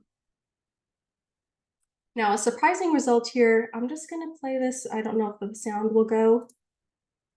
No, I don't think it's going. That's okay. This is why I have the quote bubble here. One of our participants who had a subacute amputation, so she was 3 months after her amputation, on the first day of stimulation, she reported feeling her missing limb. She said, my leg, the amputated one, it feels like it's on the ground right now. It's comfortable. It feels like both feet are touching the floor. So this was something extremely exciting to us because we were working on the study that used an implanted spinal cord stimulator As I said before, it took about 2 to 3 weeks for the sensations to arise. So in this 5-day study, I didn't really anticipate any of our participants feeling those sensory percepts in their missing foot. But I think because her amputation was more recent, we were able to excite those sensory pathways in a way that she could feel those sensations at an earlier time point of stimulation. So this is, of course, something we're going to be exploring, is the possibility that transcutaneous stimulation can restore sensation in the missing limb, and look at how that can improve their function as well. And I just wanted to, I guess, raise the question on building on this work is can transcutaneous spinal cord stimulation help with other types of neuropathic pain like that for spinal cord injury or stroke? And I'm just going to say right now that's unknown because currently that has been untested. But I am here to tell you that we are studying this in the spinal cord injury and stroke population. So this is something that we are planning to do, and working with some collaborators who are using transcutaneous spinal cord stimulation for motor recovery, getting them to incorporate pain measures in their study, because it is very likely their participants are experiencing pain reductions. They're just not measuring it. So I hope that the field starts to look at these other types of outcomes that people can experience, because I think reducing someone's pain is something extraordinary that you can do for them. And especially if you can get them to reduce their medications and stuff like that. So I think it has a lot of potential for a new therapy that we can use. So I just wanted to do a quick summary comparing the two techniques that I talked about. We have the implanted spinal cord stimulation, where we show that it's able to help people with their neuropathic pain, a little bit of phantom limb pain relief, helping with motor recovery, restoring sensation after amputation, as well as helping people with their spasticity. With transcutaneous spinal cord stimulation, in the red here, I've highlighted the areas that we need to dig into more. Can this technique help people with neuropathic pain, and can it help restore sensation in missing limbs or people with sensory impairments due to other injuries? So there's a lot of work to be done in this field, and very excited to continue it so that we can have more tools that we can use clinically to help different populations.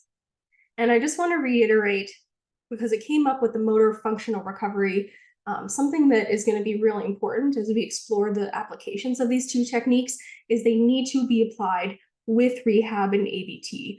Stimulation alone can only go so far. You really need to pair it with something that is contextual, whether that be walking or other types of locomotor tasks or different type of upper limb training.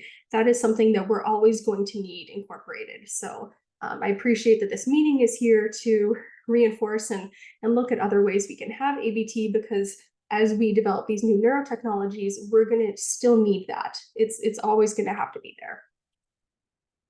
And I would just like to leave off with some acknowledgements. A lot of this work that I showed you at the end there was done as a part of my postdoc in Pittsburgh. So I just want to thank the groups there and our funding agencies, and just do a quick highlight of our new lab at the University of Utah, the NERVS lab. So any future work that you will see will be done by this group of people. And I'm also have my contact information there if people have follow-up questions after the meeting, that we can address them in the chat, but if you have some later, I'd be happy to talk through another forum. Thank you.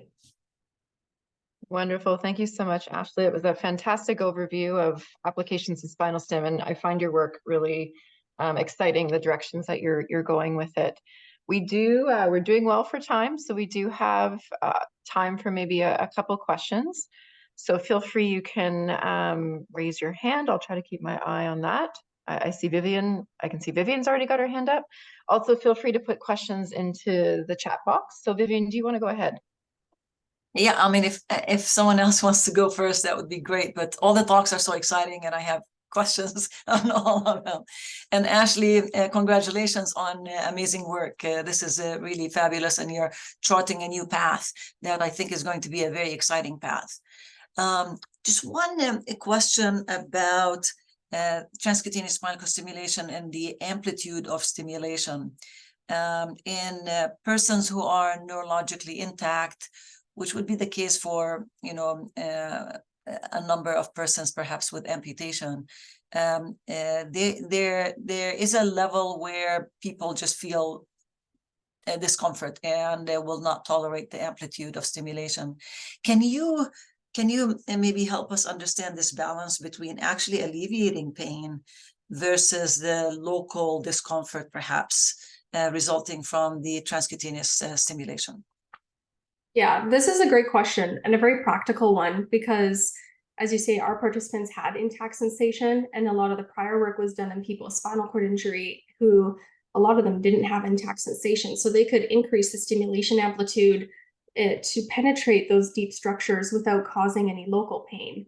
And it's something that we've looked into in some other work as well, is are there different stimulation waveforms that people can use? We kind of debunked one, sorry people.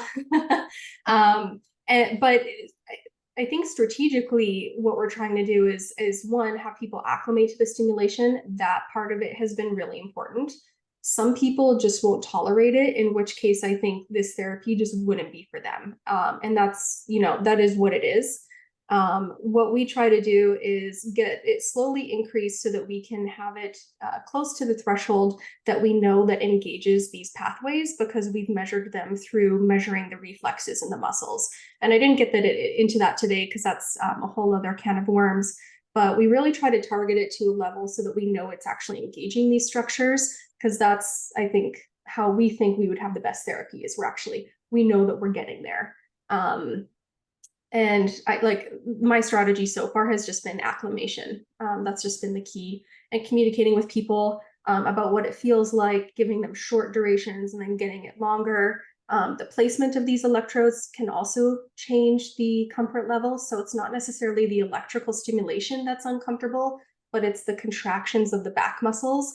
And our work and another person's work has actually shown specifically that it's those contractions that are what people are rating more painful than the stimulation itself.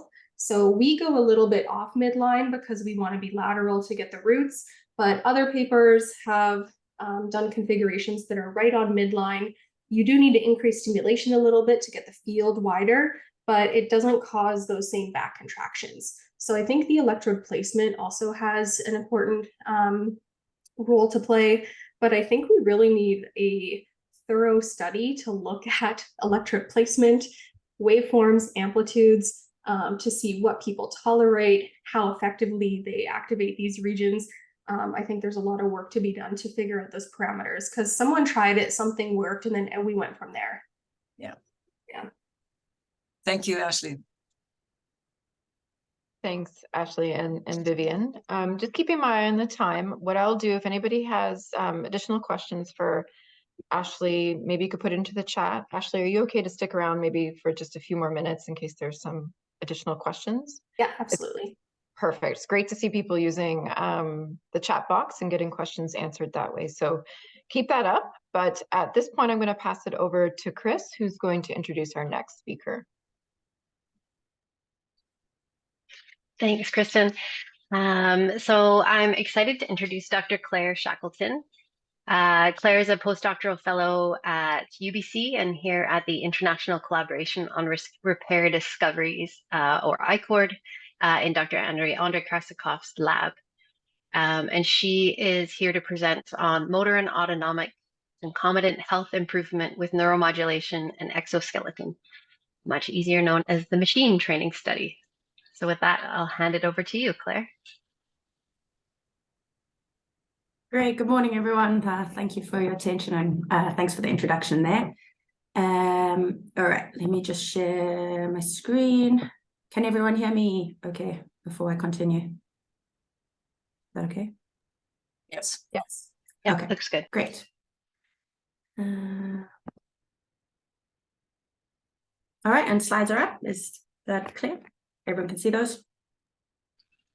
Perfect. Okay, great. Okay, well, with that introduction, yeah, I'm Claire, postdoctoral fellow with Dr. K in ICORD in Vancouver. And yeah, today we're going to discuss the machine trial. So this is one of the big trials that Dr. K's lab is currently running. With some disclosures, most importantly, I'd like to thank Praxis for funding this project, and some funds from Dr. Krasakov's lab as well. And myself, I'm personally funded by CIHR and PVA, as well as the Rick Hansen Foundation. And lastly, a big acknowledgement goes to SpineX, who is the company whose stimulator we are currently using. Today, we're going to just go over the protocol of this randomized controlled trial. And then at the end, just briefly look at a couple of our preliminary results. I do want to highlight that none of these results are published yet, and just a kind of a first look at some of the things we're seeing. So we know that recovery rates among spinal cord injury patients tend to plateau eventually. So people describe, that spontaneous recovery within the first couple of months of after injury. So we can see time since injury on the X, and Y is the motor score at that time point. But people have been showing recently that with intensive exercise, we can actually boost that recovery a little bit further. But some people are saying it's still not sufficient to be fully functional. And as Ashley intensively spoke about, we introduced spinal cord stimulation, which potentially has much better benefits for recovery after that plateau phase. So with activity-based training, which is the point of this whole conference, I mean, we know there's tons of different types of rehabilitation strategies and styles, with a lot of people publishing evidence for benefits in motor function, ambulation, walking skills. There's a few studies looking at health improvement as well, things like cardiovascular health and reducing risk. And even fewer are looking at benefits to pelvic organs like bladder, bowel, and sexual health. So what we can see from this is that evidence for autonomic improvements after exercise are pretty limited at the moment. There's not enough randomized controlled trials going on, tend to be case studies, anecdotal reports. So yeah, right now we know activity-based training and motor function is pretty strong, but we're lacking evidence for autonomic improvements. On the other side, we have spinal cord stimulation, and this can be both epidural and transcutaneous. And, in the last couple of years, there's been numerous studies showing improvements in motor function, again, both with voluntary activation as well as walking capacity. And it's emerged as a potential therapy for restoring autonomic functions. And this is really exciting because to date, management of autonomic conditions like cardiovascular or bladder health has been mostly about addressing the symptoms rather than addressing the cause. And studies have shown cardiovascular improvements. This can be from normalizing resting blood pressure to controlling orthostatic hypertension or preventing autonomic dysreflexia. We have pelvic organ health, so lower urinary tract and bowel health, particularly with bladder, can be improved capacity. And some studies are showing voiding capacity, initiating voiding. For bowel, we have a reduction in time needed for bowel management. And currently, my colleague Sosi Samajima is looking at anorectal mammography to see how can stimulation change or modulate resting bowel pressures. And lastly, we have sexual function, and this is kind of an understudied area, but there are anecdotal reports that spinal cord stimulation can improve sexual function and health. So it's really exciting that we can look at autonomic functions together with motor functions if we use spinal cord stimulation. So we can see there's evidence for the benefits of these training modalities as a standalone therapy. But what happens if we combine these strategies? Does combining them improve the benefits of them individually? So are we changing the benefits? Are we augmenting them? And can we address both motor and autonomic at the same time? So at the moment, paired strategies are starting to become more popular, but there's still a lack of evidence for protocols and certain parameters like which stimulation sites and intensities and when to turn stim on, how long to train for. So the combination of the two makes the modalities much more difficult.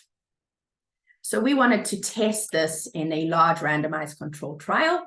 And this is led by Dr. Krasikov and Dr. Tanya Lam at ICORD, and has recently been published in BMJ. So it's a very large, long title, but we're just going to call it the machine trial. Okay, and this is a randomized control trial in individuals with chronic spinal cord injury. And here we can see the study design. So we start with screening and consent. We move on to mapping, which I will discuss briefly in a couple of slides. We have our baseline assessments, so pre-intervention, randomization into 2 separate groups. And this is really important because we were sham controlled. So one group was receiving active stimulation, while the other group was receiving sham stimulation. So essentially just getting locomotor training. And both of these stim groups received full locomotor training in the Locomat. And that happened for 12 weeks, after which we did post-assessments. And it's not on this figure, but we also allow for an open label follow-up. So the group that received sham stimulation has the option to repeat the trial with stimulation.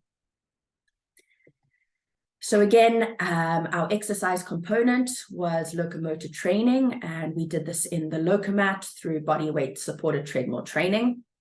And within each session, we're tracking things like the treadmill speed, the distance that the participant walked, how much body weight support they had, as well as their rating of perceived exertion and blood pressure. And this is all to track progression, track difficulties, and just to check for safety monitoring throughout the procedures as well. And this was paired with spinal cord stimulation. We use transcutaneous spinal cord stimulation, mostly because now we know that it's a non-invasive approach. It's much more flexible in that the electrodes can move position. We can target different areas depending on what we want. And we used a Tescon device, which again is from SpineX Incorporated by Dr. Parag Gad. And we had 2 active electrodes on the spine as the cathodes. And we chose T11 and L1. And these are the vertebral levels. So we're actually trying to target the lower spinal cord in order to get the pelvic organs. So that was a big focus of our study, was to stimulate where we knew innervation for bladder, bowel, and sexual organs were. And this is to target both sympathetic and parasympathetic, as well as somatic nervous systems.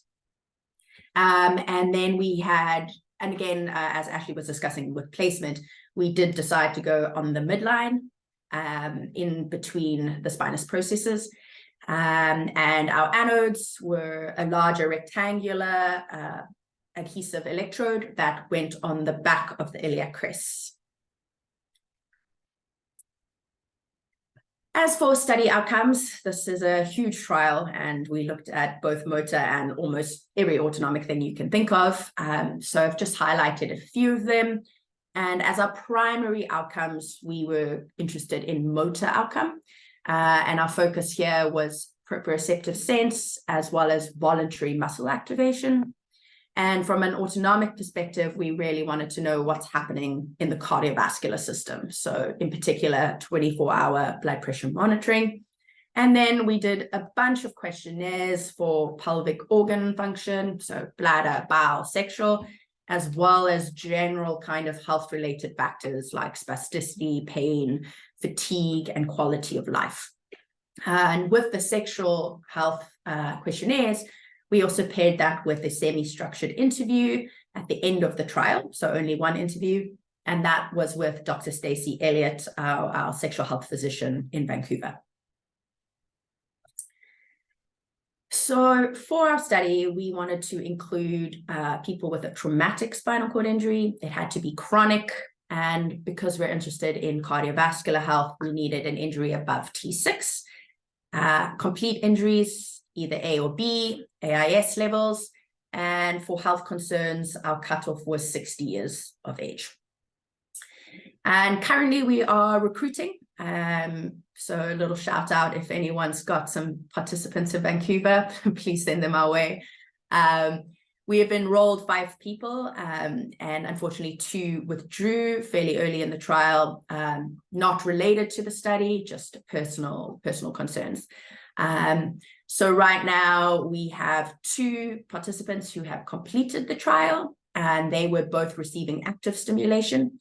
And then we have 1 who's about to finish. He's going to be doing his post-assessments in about a week, and he has been in the sham control. As you can see from our demographics, all male, so we're really looking for some females as well. Time since injury, hugely variable, as well as age. So, but all same Asia A. Okay, so as I mentioned, at the beginning of the trial, we map every individual, and this mapping is to optimize the stimulation parameters, as well as to monitor blood pressure and pain responses for safety during the trial. So we mapped 5 different stimulation sites from T10 to L2. And we used a monophasic 1 millisecond wave with 1 hertz frequency. So very slow individual pulses. And essentially, here's an example of what we would get from mapping at each level. So we map individually at each of those sites, and then we map for dual location as well. We're particularly interested in T11 and L1. And we also map with and without a carrier frequency to see the differences. So on the left-hand side, we have an example of the left soleus muscle. And these are your recruitment curves, the colorful lines. And essentially that means your motor response that's recorded from the lower limb muscles when you stimulate each site. So we have a change in intensity on the x-axis and our peak-to-peak amplitude on the y. And from this figure, it's lots of colorful lines. It looks pretty confusing, but this yellow line on the far left, we can see has the best response in the sense that you are at a low intensity and you're getting a increased response curve. Whereas the other ones, you need a much higher stimulus to get the same potential. So we're showing that if we were going to stimulate the dual, which is the yellow, so that would be T11 and L1 would be our best response. But what we actually went with is the reddish line, which is dual with carrier frequency. And although it's far right shifted, meaning we need a much higher intensity to break that motor threshold, we still decided on this one because of a pain tolerance. So we found the carrier frequency really helped with the deliverance of the therapy. People were more comfortable with it, particularly seeing as they had to maintain 45 minutes of training. And now we're going to look at some results. So I'm going to focus on the motor responses. And we're all familiar with the INSCI or the Asia exam. Here we have an individual who was Asia A, T6, and 2 years post-injury. This is his pre-intervention kind of sensory and motor outcomes, and post-intervention. So we can see in the trunk, we've got a little bit more sensory, whether that's actually gained or just a difference in the tester, we're not sure. But what's really exciting is that we found with stimulation turned on, so with a real-time acute effect, we gained deep anal pressure in this participant. And this was only present at post-intervention. So we did with and without at baseline, with and without at post, and he showed deep anal pressure with stimulation in post-intervention. So something really exciting happening there. Right, now we're going to look at attempted voluntary activation. So here we had the participant try and initiate a movement. And we can see the light gray is when they are concentrating or trying to initiate movement, and the in between is when they're relaxing. The top angles here, the colorful lines, are kinematics. So we're looking at the hip, knee, and ankle change in the angle.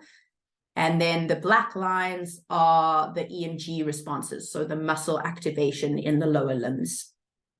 So we can see when they tried to initiate movement, there was not much happening when the stim was off. With stimulation turned on, so a real-time acute effect, we can see tons of things that are happening.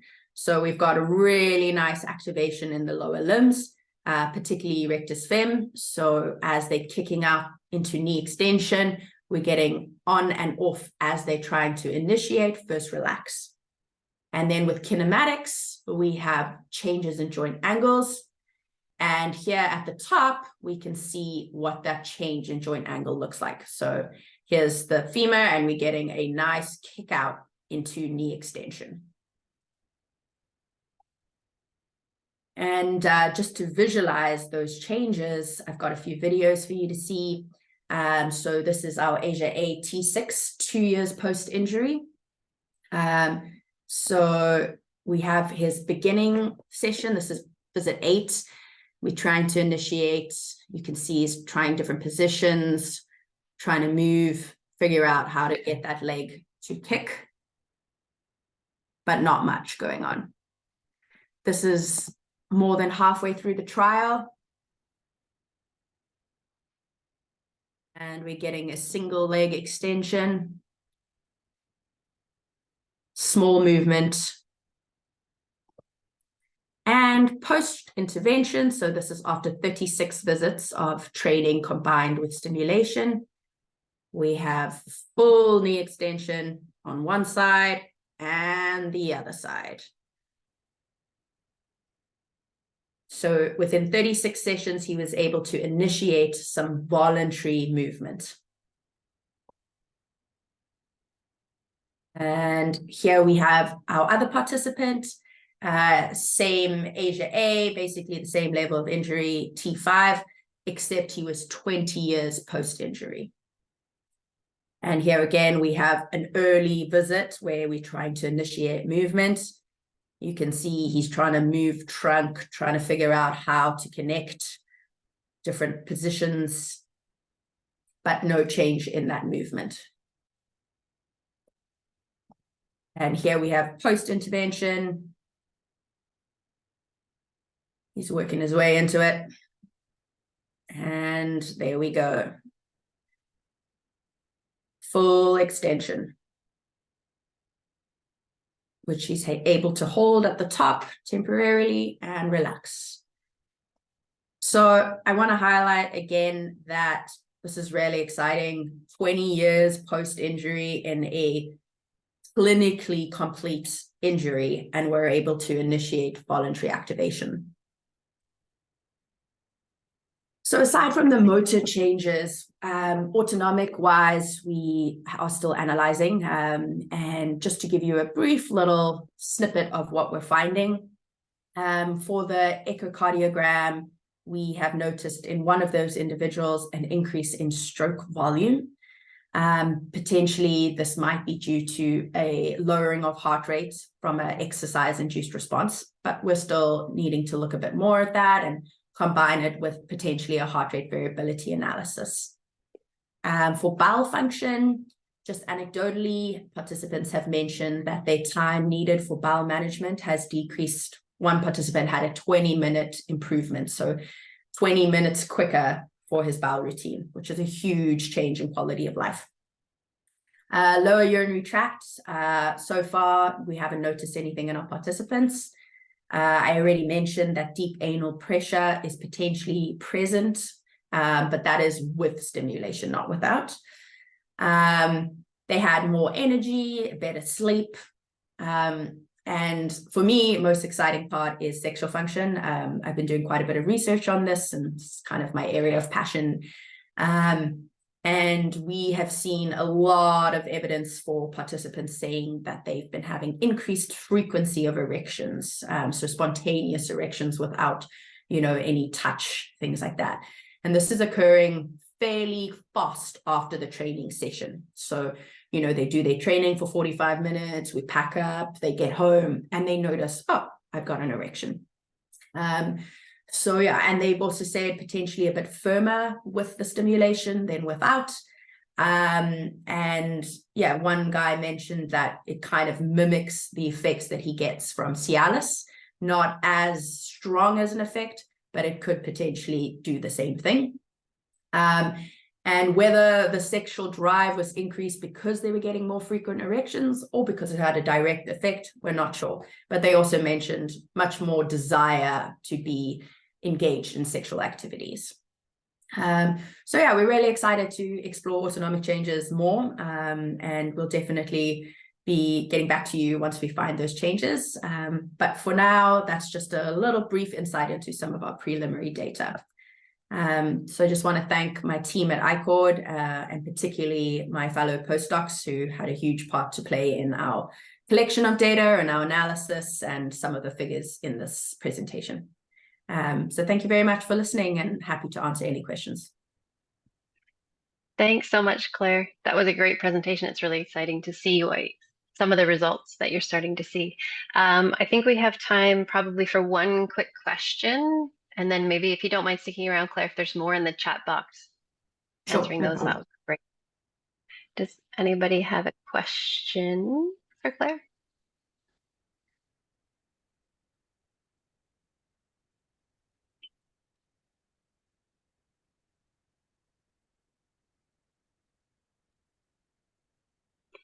If not, Chris, in the interest of time, I would move on because we're 10 minutes behind now.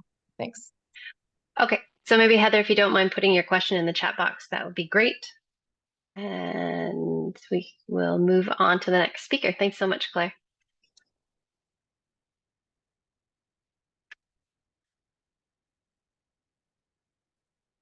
So next, I'd like to introduce Vivian Mouchouar. Vivian's a professor of medicine and neuroscience at the University of Alberta and the Canada Research Chair in Functional Restoration. She is going to present on the FES-assisted arm and leg cycling improves walking ability after spinal cord injury. Take it away, Vivian. Wonderful. Can I share? Yeah. All right. Wonderful. Let's make sure this happens properly. Optimize video.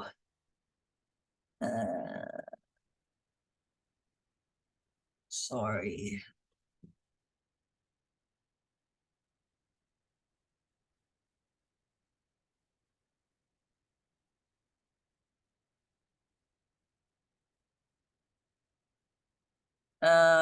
You're probably seeing my Zoom screen, is that correct? Yes. Yes. Okay, let's see. What are you seeing now? Now we can see your slides. Okay, excellent. Is it presenter view? Because I've got two screens over here. Is it the proper view? It's proper. Yeah. Wonderful. Yeah. Okay, hey, I'll just get into it. Thank you very much for being part of this ABT Expo today. I'm really enjoying all the talks. So thanks for the organizers for putting this together. So as probably many of you know, the overall goal of the work in my lab is to develop interventions that would improve and restore function after spinal cord injury. And these interventions are anchored in principles of rehabilitation, biomedical engineering, and neuroscience. And the majority of the interventions that we use utilize electrical stimulation in innovative ways to reactivate various neural networks that may have been affected by the spinal cord injury. And what I will be showing you today is how we combine electrical stimulation with activity-based therapy to improve walking capacity after spinal cord injury. And I will be touching on concepts that have already been introduced during this expo. So you probably or many of you are probably familiar with our work that that focus on improving walking by activating locomotor related networks in the spinal cord. And for people with motor complete spinal cord injury, we have focused on activating the lumbar region of the spinal cord. For persons with incomplete sensory and motor function, we have been focusing on activating networks throughout the cord by engaging the arms simultaneously with the legs in a coordinated and rhythmic activity-based therapy. And we really believe that it's this engagement across and throughout the spinal cord that is needed for effective walking. And here I would say perhaps activity-based therapy could include not just the regions of the nervous system below the injury, but also a coordinated activation of regions above and below the injury. So when it comes to walking, there's plenty of evidence that supports that the arms are important.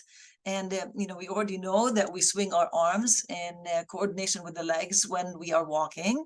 And this swinging is not just the result of the arms behaving as passive mechanical appendages. Instead, we know that arm swing is neurally driven, and this neural drive to the arms is coordinated with the drive to the legs. So this knowledge has been around for many years. And a number of investigators suggested that the arms can modulate the motor output of the legs. However, most of the interventions that are currently used for restoring walking are gait specific and really focus on the legs only, without any systematic inclusion of the arms in a simultaneous activity with the legs. So we wanted to engage the networks throughout the spinal cord to see if we are able to improve walking capacity after incomplete spinal cord injury. And to deliver this activity-based therapy that engages both the arms and the legs, we use simultaneous arm and leg cycling, which allows for coordinated rhythmic activation of the arms and legs. And we applied electrical stimulation to the legs to assist with the generation of the movement. And if you guys would also, agree that electrical stimulation doesn't only just generate motor function, but it would provide a phasic sensory input to the spinal cord during the movements. So what we did is we recruited study participants with chronic incomplete spinal cord injury, and those injuries were classified as AIS C and D, and the level of injury was anywhere between C4 and T10. The participants were divided into two groups. One group did leg cycling only, and one group did simultaneous arm and leg cycling. And electrical stimulation in both groups was only delivered to the muscles of the legs, and the same muscles were activated in both groups. And the training was for 12 weeks. Now, one of the important messages that I hope you would take away is that cycling improves walking. So to show you what these improvements in walking look like, I'm showing you videos from a study participant in the legs only cycling group. And you can see on the left is the pre-training video, and on the right is a post-training video. And you can see that not only is the walking speed has improved substantially, but the ease of walking has improved. So the study participant is having less of a challenge moving their legs forward as they walk. This is now a video that shows a participant in the arm and leg cycling group before and after training. And here again, you see that before training, the participant is hunched over, is looking down, walking slowly, and is putting a lot of effort into swinging the legs forward. But after training, here again, not only is walking speed much faster, but the study participant is standing up straight, no longer looking down at his feet during walking. And that's probably because he has improved sensation that allows him to know where his legs are in space. And his spasticity in the calf muscles has reduced, so he's not being pushed over and walking on his toes as was more or less the case before the training. So to look at, we grouped the results from all our study participants, and we wanted to compare these results to published work that involved gait-specific locomotor training, such as using body weight supported treadmill training, locomot, or even overground walking. And we wanted to, which also involved people with incomplete spinal cord injury and training intensities similar to the intensities that we used in this study. And what you see over here are examples of those studies that we were able to find that had similar characteristics of training to ours. And the numbers within these bars represent the sample size for each study. And the dashed line is the average improvement in or change in walking speed after training.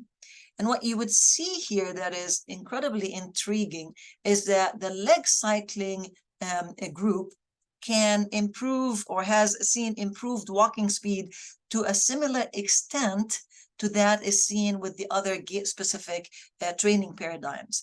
But very interestingly, the arm and leg cycling group appears to have improvements in walking speed that are at least 2 times more than what we're seeing with paradigms that focus primarily on the legs. Now, this is for changes in walking speed, and we see similar comparisons for walking distance. So we wanted to get a better understanding of these improvements in walking. So we wanted to look at various biomechanical characteristics of walking. And what we saw is that for both the arm and leg cycling group and the leg cycling group, you see that the preferred walking speed and the stride length are the same. You saw similar improvements for both groups. However, the arm and leg cycling group had many more improvements in walking biomechanics, and the up arrows and the down arrows show improvements relative to, so up arrows an improvement and down arrows an improvement relative to what the metric that we're looking at as. And you see that there are many more metrics that have improved in the arm and leg cycling group relative to the leg cycling group. So we wanted to understand the underlying mechanisms causing the improvement in the arm and leg cycling group. So the first thing that we've done is we looked at a series of clinical measures, including the ASIA scores and the balance. And very interestingly, we found that there are similar improvements in the motor and sensory scores, as well as balance for both the arm and leg cycling group and the leg only cycling group. So the question became, what is it that is causing these larger improvements in the arm and leg cycling group? And this is when we started looking at the neural activity and see whether the neural recovery has taken place differently in the arm and leg cycling group versus the leg cycling group. So first we looked at the regulation of muscle activity or the neural drive to the legs during walking before and after training. So what I'm showing you over here is an EMG activity from the tibialis anterior muscle during walking as an example. So the red trace here is the average of tibialis anterior activity during the gait cycle from neurologically intact study participants. The x-axis is the gait cycle from heel strike to ipsilateral heel strike, and the y-axis is the normalized amplitude of the EMG activity. Now, as an ankle extensor, dorsiflexor, the activity of tibialis anterior starts at toe off, which is indicated here by the triangle, and it lasts through the swing phase and becomes inactive shortly after heel strike, as you could see with those orange bars. Now, in a person with incomplete spinal cord injury before training, And we see that in multiple participants with incomplete spinal cord injury, we see dysregulation of the EMG activity prior to the initiation of training. So here the green trace shows the mean, or traces show the mean and standard deviation of the tibialis anterior EMG activity just from one participant. And as you can see, tibialis anterior is active in both the stance and the swing phases, which is not supposed to be the case. Now, after training, and particularly arm and leg cycling training, we saw that the regulation of muscle activity was significantly improved and was restored to what looks like more neurologically intact pattern. So the blue traces are the mean and standard deviation for this study participant after training. And you could see from the blue trace, you can see it almost overlaps the red trace, and you have the same pattern of activation restored after training. This suggests an improved neural regulation of muscle activity, and we saw this in the arm and leg cycling group much more so than in the legs only cycling group. Another thing that we looked at is to see the effect of training on the corticospinal excitability, or the connection between the brain and the muscles. So as many of you know, we can use transcranial magnetic stimulation to assess the corticospinal tract excitability, where you non-invasively stimulate the regions of the brain, and you can record the evoked potential in the leg. And here we were looking at the evoked potential in the tibialis anterior muscle. And what was very interesting is that the motor evoked potential in the tibialis anterior muscle in the arm and leg cycling group increased by nearly 45% after arm and leg cycling, and only about 20% after leg only cycling. So you see that the results are suggesting that neuro recovery is taking place, especially after arm and leg cycling. So we're now interested in looking at how transcutaneous spinal cord stimulation could be used in combination with arm and leg cycling to further enhance engagement of spinal networks. And we are interested in seeing if this combination would improve walking capacity further after spinal cord injury, and whether it could also benefit people with more severe injuries, such as persons with motor complete spinal cord injury. But to wrap up, I'd like to say that I hope that I have convinced you that FES cycling training is an activity-based therapy that can translate to improvements in walking. I hope I also convinced you that simultaneous arm and leg cycling that engages an activity that engages networks throughout the spinal cord it provides larger improvements in functional outcomes, and is more cost effective than gait-specific training. And we're hoping that transcutaneous spinal cord stimulation can be an effective combination with arm and leg cycling to improve walking further. I'd like to thank the amazing group of people I have in the lab, and the work that I presented today was primarily done by Ray Jo, Trevor Bars, and Behdat Parhizi. All were trainees in the lab. And I'd like to thank the funding agencies that generously support our work. Thank you. Thanks so much, Vivian. That was really interesting. In the interest of time, though, maybe what I'll do is get people to just put their questions into the chat box, and we can move on to the next session.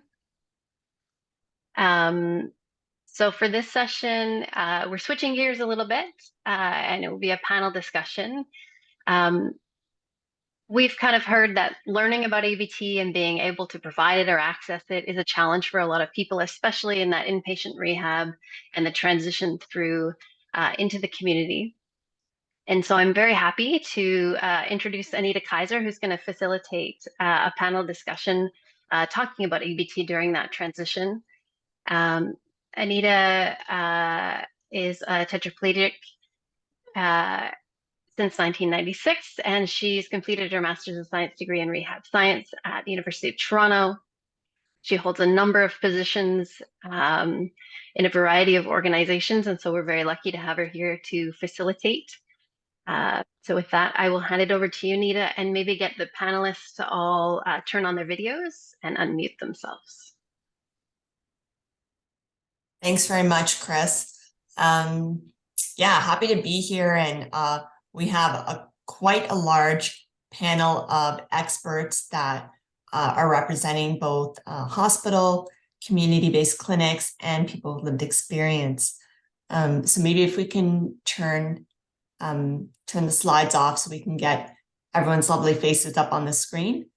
And I'll ask the other panelists if they can turn on their camera as well. I will start first with just giving a brief introduction of each of the panelists before we start diving into the questions. I'm not sure if we can get the slides off. Okay, wonderful. So I'll start first with our panelists that have lived experience. We have Paul Zalahi with us from North Vancouver, BC, and he has a C3 incomplete spinal cord injury about an Asia CD since 2021 as a result of a car accident. We also have Ethan Krawitz with us from Kamsack, Saskatchewan, who has a C4 incomplete Asia B or very weak C spinal cord injury from an accident 16 months ago. And representing our community ABT clinics, we have Sandy Marshall with us, who's a manager of therapy at First Steps Wellness Center in Regina, Saskatchewan. She also has a bachelor in kinesiology from the University of Regina. We also have Jonas Marks with us, who's a manager of First Steps Wellness Center in Manitoba and also a kinesiologist. And our third clinician is Heather Mills, who's the founder and president of Walk It Off in Newmarket, Ontario. She has a BA in psychology from York University and also a licensed paramedic. And she is the spouse of Kevin Mills, who spoke earlier today. And then rounding off our panel, we have two hospital clinicians. We have Shane McCullum with us, who's a clinical trials manager at the Stan Cassidy Center for Rehabilitation in Fredericton, New Brunswick. And he's a physiotherapist by training. And Kristen Wanless, who's a therapist in the outpatient spinal cord injury program at the Parkwood Institute at St. Joseph's Healthcare in London, Ontario. So thank you, all of you, for being with us. So we'll start off with our first question. What has been your experience in supporting people to transition from accessing ABT in a rehab hospital to a community clinic? And maybe we'll start with our hospital panelists. So if Shane or Kristen, you want to start things off?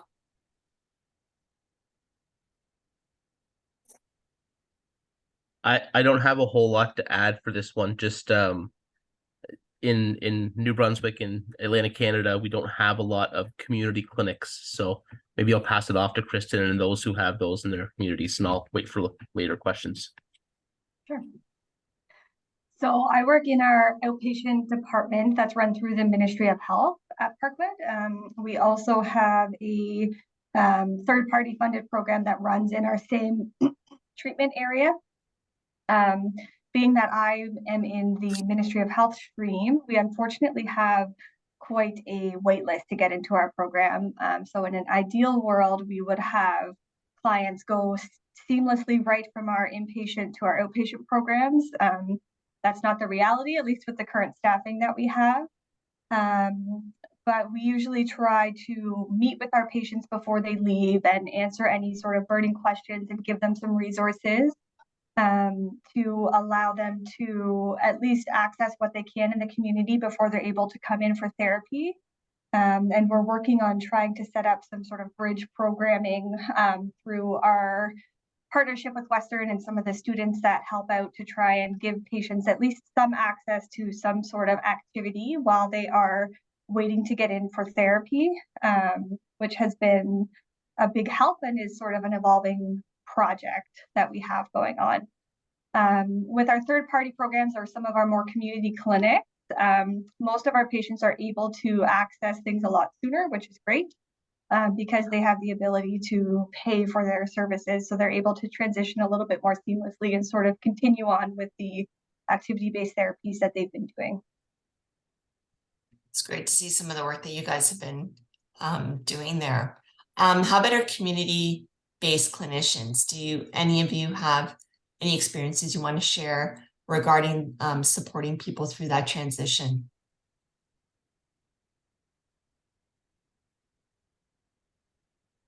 Yeah, I guess that experience kind of lies in the community rehab side of things. The feedback we received from clients pertaining to the primary education they received is kind of hit or miss. Some people say that, a binder's kind of just plopped on their chest and to read the educational material in there, and if they have any questions to ask, but it kind of creates issues when people don't necessarily know what types of questions to ask. So it's kind of nice now that we're in Manitoba. Now we have a transition specialist working with Euro Medical. That's a person with 30 plus years lived experience with an SI, and he spends time on the inpatient units in a health sciences center, kind of sharing resources and providing helpful advice that are geared towards helping folks transition from those inpatient and outpatient rehab involvement and programs to kind of towards their return home and back in the. So it's nice to see that those things are kind of improving in terms of the education people are receiving and such. Thanks, Jonas. And Heather, Sandy, because, everyone's coming from different provinces. So it's really interesting to see how, these transitions may differ. Do you have any other experiences that you wanted to share? Yeah, we're kind of in the same boat as Manitoba there. We do find we have a little bit of a bottleneck and a roadblock with our local community rehab hospital, where they don't feel comfortable recommending people go to attend community-based ABT clinics because they're fee-for-service based. So that one's been a little bit of a roadblock, but the transition specialist here has been able to get helpful information out to people that are really injured, so they do at least know what options exist. And they're kind of left with a, do I go or don't I go? Because they're not really sure which route to take.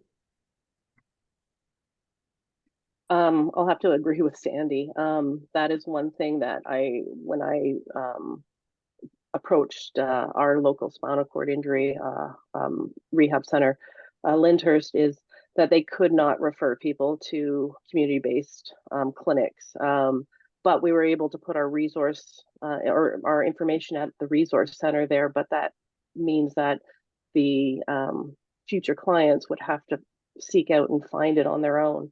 So most of our clients have been through word of mouth, and that's how people found out about us. I mean, when I started the clinic in 2010 and opened our doors in 2012, we were actually therapists were telling clients not to come to us because we did this weird type of therapy where we made you stand and we worked on your legs. So it's been a huge transition. At least now we're being recognized as we're here today, but it was a tough journey at the beginning. And how about for Paul and Ethan? What was I don't know if both of you or either of you participated in ABT in rehab hospital, but what was your experience, if you did, transitioning from that to a community-based clinic?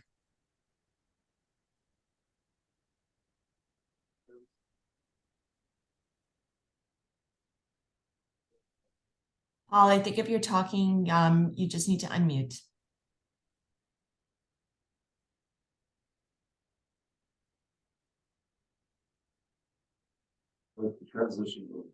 How's that? Can you hear me now? Yeah, perfect. Sorry. I didn't, I have an ICBC injury, so I didn't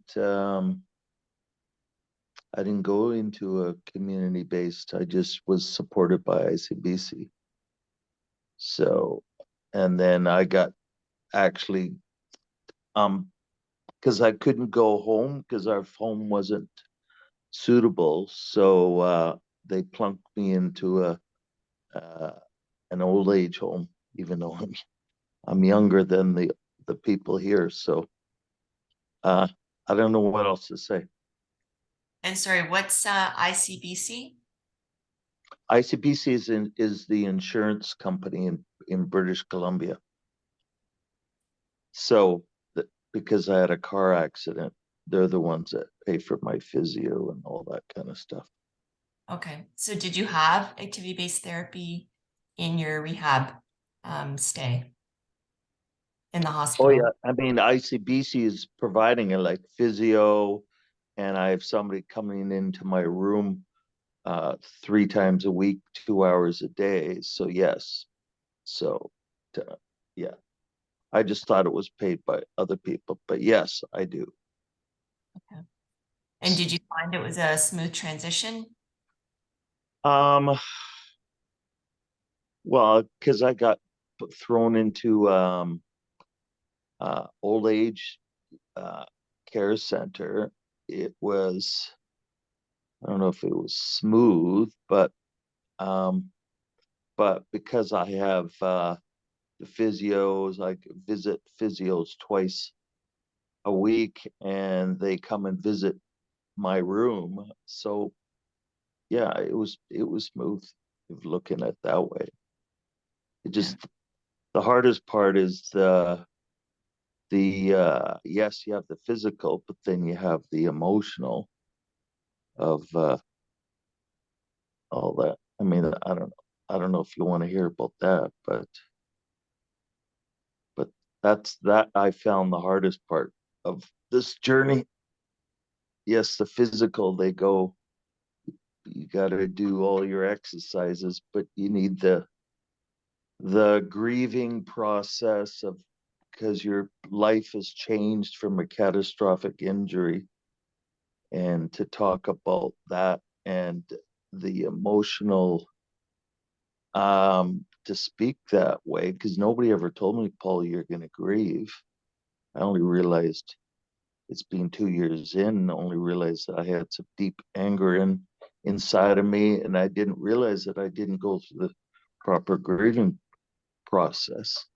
So why I'm saying this is yes, people can come in and say rah rah rah, do these exercises, but you need the will, which comes from the emotion, which comes from loving yourself, to say yes, you can do this, and accepting that something, it's hard to accepting that this is you're in a process of healing, so mentally, physically, and spiritually. So yeah, you raised a really good point, Paul, because I think, through the talks today, we, on the one hand, we hear about, people wanting ABT as early on post-injury as possible, but then you also have to balance it out with the emotional readiness to engage in ABT. And that's a great point that you brought up. Ethan, is there anything else that you wanted to add to that? I don't know if your transition was different from Paul's and what your experience was like. Yeah, it was different. When I was in the rehab facility, I only had a certain amount of time for therapy. By the time I actually got down to physio, I got put on the mat. It was time to go off and back up to my room. So I didn't really get much therapy, and we were bouncing around in my OT blocks. It was going from learning how to getting tools like eat and like that stuff. And then the next day we were like doing something with my wheelchair, and then like working my hands, like summer, so it was like bouncing around from thing to thing. I would never really get one task mastered and then get another thing started. So like, and when we actually got everything situated at home, it took really long to get everything because they said that they ordered it and they said that they got it, but they actually didn't order it. So it was the transition from like rehab to home to therapy that I'm at now was kind of like bouncing back and forth from thing to thing. And like while I was in rehab, they didn't want you to talk about first steps or anything like that, because if they found out that you were going to first steps while you were in rehab or were thinking about it, they were discharging people while they weren't ready. And it was kind of like that word that you couldn't say, like you couldn't mention anything about like first steps or anything like that because they were, I guess, not getting along with first steps, and it was kind of like a word that you shouldn't say. So it was all kind of like hush hush for the longest time. And it was just before Christmas that we actually got everything set up in the house and all that. And I was still waiting on stuff that they said they ordered, but they actually didn't order. So it was kind of like a rocky start from one place to another place to like we're gonna do all the house stuff. And then the next time we did like all the adjusting on wheelchairs and all that stuff. So it was kind of like back and forth from thing to thing. Yeah, no, yeah, I can see how that's an issue. And I think others have been speaking about that as well, even from the community clinics, hearing the same thing from their clients. So for those of you who have experienced inpatient and outpatient rehab, or if you have clients, if you're thinking about the clients that you've had, in addition to the community rehab, what has been the most purposeful and fulfilling actions and goals that you or the care team have taken and achieved together? Maybe we'll start with the community clinics, because often you would have had people that are coming from the rehab to you.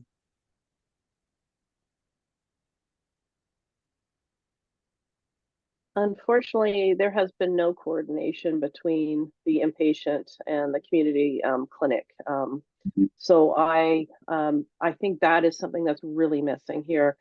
Even if something could be arranged where these rehab clinics investigate the community clinics and make sure that they meet a certain standard for them, because that is one thing. I have a community clinic, but I also have a husband that transitioned from the inpatient, and he that was one of the things, is there wasn't a lot of information given to him about what he could do after. It was all about going home and living in your home and functioning within those four walls of your home and nothing beyond that. I don't want to say that there was a recreational therapist that was amazing on the team. That gave ideas of what else could be going on in your life after injury. But for continuing therapy, that wasn't anything, that wasn't mentioned at all, unfortunately. So maybe there's something that can be done against about that. So anyone else have any experiences, like from inpatient rehab to community, in terms of what they found to be the most purposeful or fulfilling action or goal that you've been able to achieve together? I think personally, to echo one of Kevin's meaningful experiences there is getting people on their feet, like the first stand, post-discharge.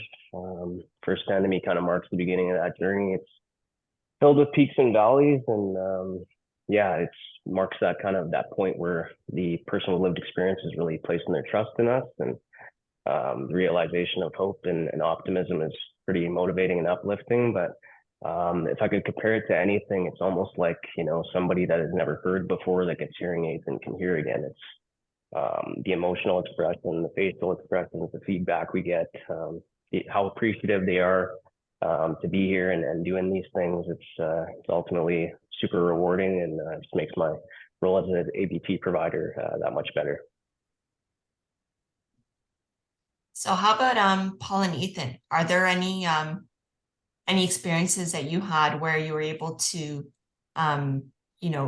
achieve a goal that sort of carried through from hospital to community, where you felt like the teams sort of worked together to achieve it? I see Sandy smiling. Well, no, you go. But yeah, I did more first assessment at First Steps than I did at the rehab facility I was before. And I was able to get my strength and build strength, and it helps on other things that I need to do, that I can do, that I don't think I would have been able to do if I didn't find out about First Steps or therapy out of rehab. And just being outdoors, I was a big outdoor person, just getting the strength to get into different things so I can go and do what I love, and I can still do them. And I don't think if I didn't find out about First Steps, I don't think I would have been able to have the strength to do my hobbies or achieve my goals. And Paul, how about you? Well, there's physical things that happen that GF Strong really pushed me to wanted to see what my capabilities or future capabilities were. So before we left, I was leaning heavily on a walker, and now basically I can use a walker and walk probably 100 yards without a walker. So I've achieved walking, and I was business before, so I'm starting to enter that after now. My mental, emotional are starting to come together. So yes, I'm very thankful for everything I got from GS Strong, and now we're just getting better every month. That's great to hear. So you've all sort of spoken a lot about some of the barriers that you've been experiencing through these transitions.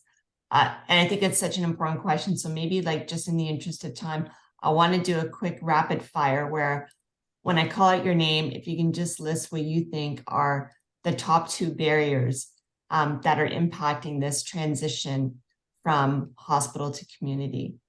So Shane, go with you. Sure. So these are probably not as relevant to the whole country, but just in Atlantic Canada, without the population density, we just don't have the population in any area to have a lot of these community clinics that focus solely on ABT, or that's their main focus. So we're often trying to figure out, in an area of the province where there's gyms, that we're trying to have 1 or 2 patients is kind of our catchment for that area.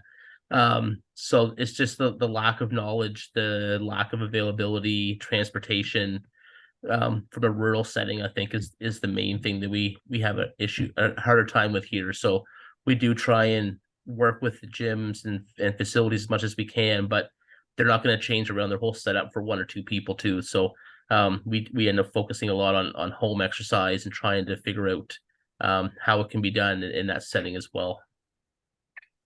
Thanks, Shane. How about you, Sandy? Well, I would say we've all been talking about it a lot, but just the knowledge that clinics exist and that they are a good place for clients to go, as that's where they're going to spend the rest of their life, is in the community. And then lack of accessible housing options. So for people that don't reside right here in Regina, it's hard for them to find an accessible place to stay that is affordable while they're attending ABT sessions here. Heather. I think coordination and communication between inpatient programs and the community is one of the biggest aspects. But also letting just changing the feeling of what an ABT clinic is like. It is not. I like to call our facility just as I would call First Steps. I had the pleasure of visiting there this summer and meeting Sandy, and just seeing that it's more like a gym. I like to call ours a gym disguised, or a clinic disguised as a gym. And it's a place of health, happiness, and the ability for peer connection to happen. The education to the other inpatient facilities is really important to know that this is what is needed in the community after spinal cord injury. Thanks, Heather. You have any? What are your top barriers, or the top barriers that you've experienced? Just like your communication problem in the rehab facility into physio, I guess, that if I didn't get told or didn't find out about it, I probably would never found out about it. Thanks. Kristen. I think from my perspective, we're lucky that we have a strong link between our inpatient and outpatient communities and clinics here in London. So the biggest barriers from my perspective, I think, would be access to accessible and reliable transportation in the community, and community supports in terms of helping our clients with their daily life and supporting them to be able to attend their appointment, but also follow through with recommendations that they can do outside of there is a big barrier that we see here. How about you, Jonas? I think funding and coverage is a major barrier in our province of Manitoba. Currently, it's these services, community rehab facilities aren't deemed an essential health service. As most of us know, these services are quite expensive, and if somebody experiences an injury like this, chances are their financial capacity to earn might be diminished or affected. So I think some sort of supplemental programming through the government would ultimately help people access our programming more. And Paul. For me, probably, which I haven't accessed, is probably the emotional support. Maybe a group that either one-on-one or a group that you guys talk about the emotional stuff to go through. So that would I would say would be the major for me. Okay. So there's been like some similarities, and then there's also like a few other things that are sort of different that some of you guys have brought up. Are there any facilitators that you found, anything that you feel that's made the transition process easier that already exists within your area? Yeah, like Jonas said as well before about having a transition specialist, so someone that has lived experience and goes into the rehab setting and can provide not only information about community-based ABT, but other funding options available or just different programs throughout our province. And then South Wheelchair Sport here in our province has been vital in providing another service to our clients and creating a really good community. So something that Paul might be missing in his area, we're able to have a really great atmosphere between our facility, South Wheelchair Sports, and a lot of other community-based organizations, and all coming together and providing information to everyone that attends those different organizations. I think peer support and finding out from others with lived experience is always a huge help for people too. It's one thing to hear it from therapists about what they should and shouldn't do when they leave the building, but to find out from someone who's lived it is definitely always helpful. Yeah, I would echo that. We have a great program that's been run through Parkwood that is a virtual fitness program that we have had nothing but amazing feedback from people with lived experience, both from the ability to do even seated exercises at home and have that be instructed and guided by somebody rather than having to follow through on their own or do their own programming, but also the huge peer connection that there has been built into that from a varying length of time since injury too. So it's really, there's been some really good connections that have come through that.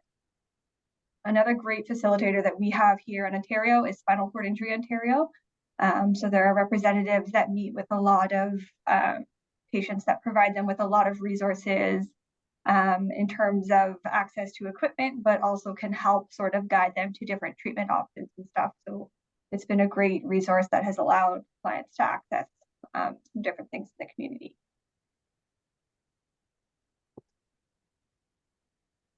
Anything from maybe Paul or Ethan that you found that's helped you through your transition?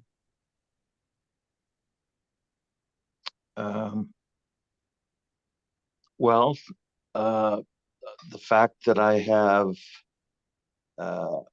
5 days a week, either physio or somebody visiting my room 3 days a week, that has really helped me.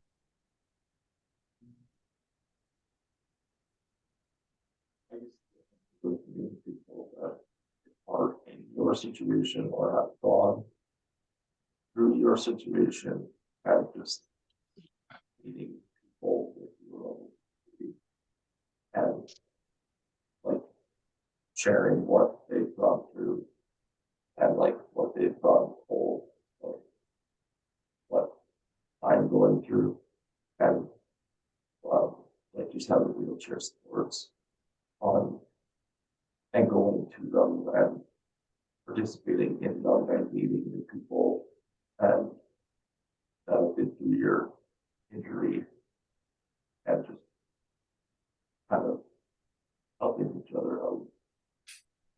Yeah, it sounds like peer mentorship and peer support is something that all of you have sort of spoken about as a really important facilitator. So it kind of leads into my last question, because I want to leave some time for anyone else online to ask some questions. But if you had to think about what the ideal transition would look like, what would you say, and how do you think we can actually achieve it? And I'll just leave it open for anyone to start off.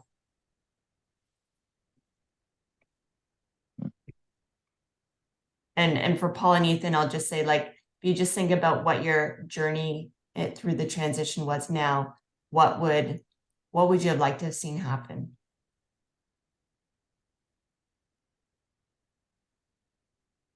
Start, I guess. I think just over the last 10 years of kind of being in this field, we've come to see that these same barriers are coming up over and over, and I'd really love to see that transition, knowing that someone's going to go from the acute phase to the inpatient to outpatient and then community, where they're going to spend the rest of their life. So if we can work together in that inpatient, outpatient, and community zones and have information about different options out there, you have the physiotherapists from those facilities letting people know that it exists, whether you want to come to a community-based organization for health and wellness and a home program, or if you want to come for ABT and a real rehab experience, having them support that and let people know that it exists, so that they have every option available to them and every option that they know about, and then they can make their own decision. And then along that, having a peer group available to help with that transition, where they can talk amongst themselves and say what helped with me or what hasn't, and this is the real diversity.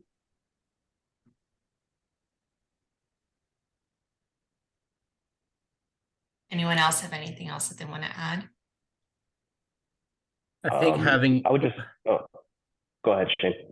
I think having a method for follow-up, because I think people, they often get discharged to home, community, and then, you know, we kind of say our job's done, they're out of here, and that's not necessarily how we like to think of it, but having a way to follow up, because we can kind of set up a plan for how things are going to go, but until someone's actually living in the community, it's hard to know how life is going to be, if they're going to have time to go to a gym, if they're going to follow up with the resources that you have set in place. So I think having a way to follow up, you know, a 1 month, 2 month, 3 months in, to kind of say, okay, how are things now, and how can we help, and where can we go from here, I think is really valuable. Yep, great point. Jonas, I think you were going to jump in. Yeah, sure. Yeah, honestly, just kind of to echo what Sandy and Shane were saying a little bit, just more cohesion across the board. Like, I think more cohesion from primary care providers to community care providers to people that may be running peer support groups, just keeping everybody in the know. And if there's any gaps in knowledge or education, kind of identify those and work towards coming to a common understanding. Ultimately, this is about the people with lived experience, and if people are thinking certain folks in the midst of things are doing sketchy things, it might be worth kind of clarifying what the true approach is, so we can have that mutual understanding and respect. Yeah, and I know, Kristen, like you've already spoken a bit, and it sounds like you guys are sort of already on the track, and I'm wondering whether there's an opportunity to, you know, develop a model or a process that can be emulated across other sites.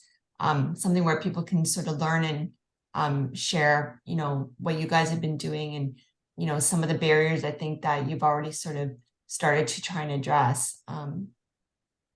We have a great link to a research team that helps us and pushes us along in a lot of our program development.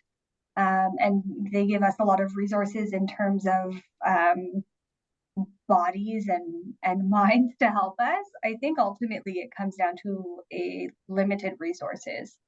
You can have all the great ideas in the world, but if you don't have the bodies to carry them out, or the time, or it's just really hard to implement bigger ideas and bigger programs. And I think that if we had more resources, we would be able to make those links to the community easier too. If we had a little bit more time in our day, or people that we could send out to links to some of those community clinics, and just be able to provide people with more information. I think as a hospital therapist, I've worked on the inpatient and outpatient side of things.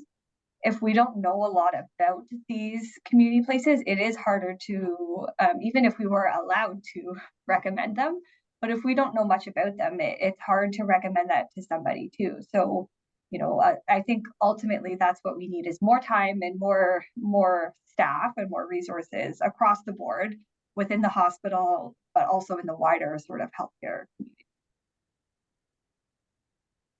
Thanks, Kristen. So I'll open up the floor. We've been fortunate that Chris and Kristen have given us a a few more minutes of extra time. So we've got about 5 to 7 minutes available. If anyone has any questions, feel free to raise your hand. If you want to share your own experiences based on some of the questions that I asked the panel, we'd love to hear it, or your suggestions of how we can move forward and streamline this transition.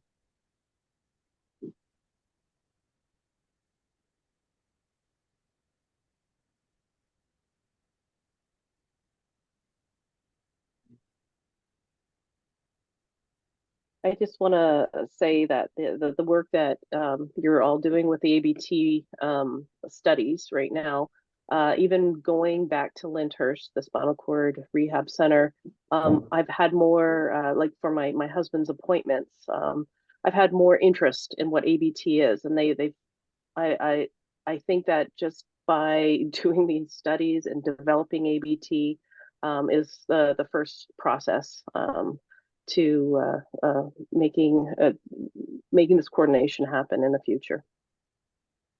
Thanks, Heather. And I saw Vivian has her hand up.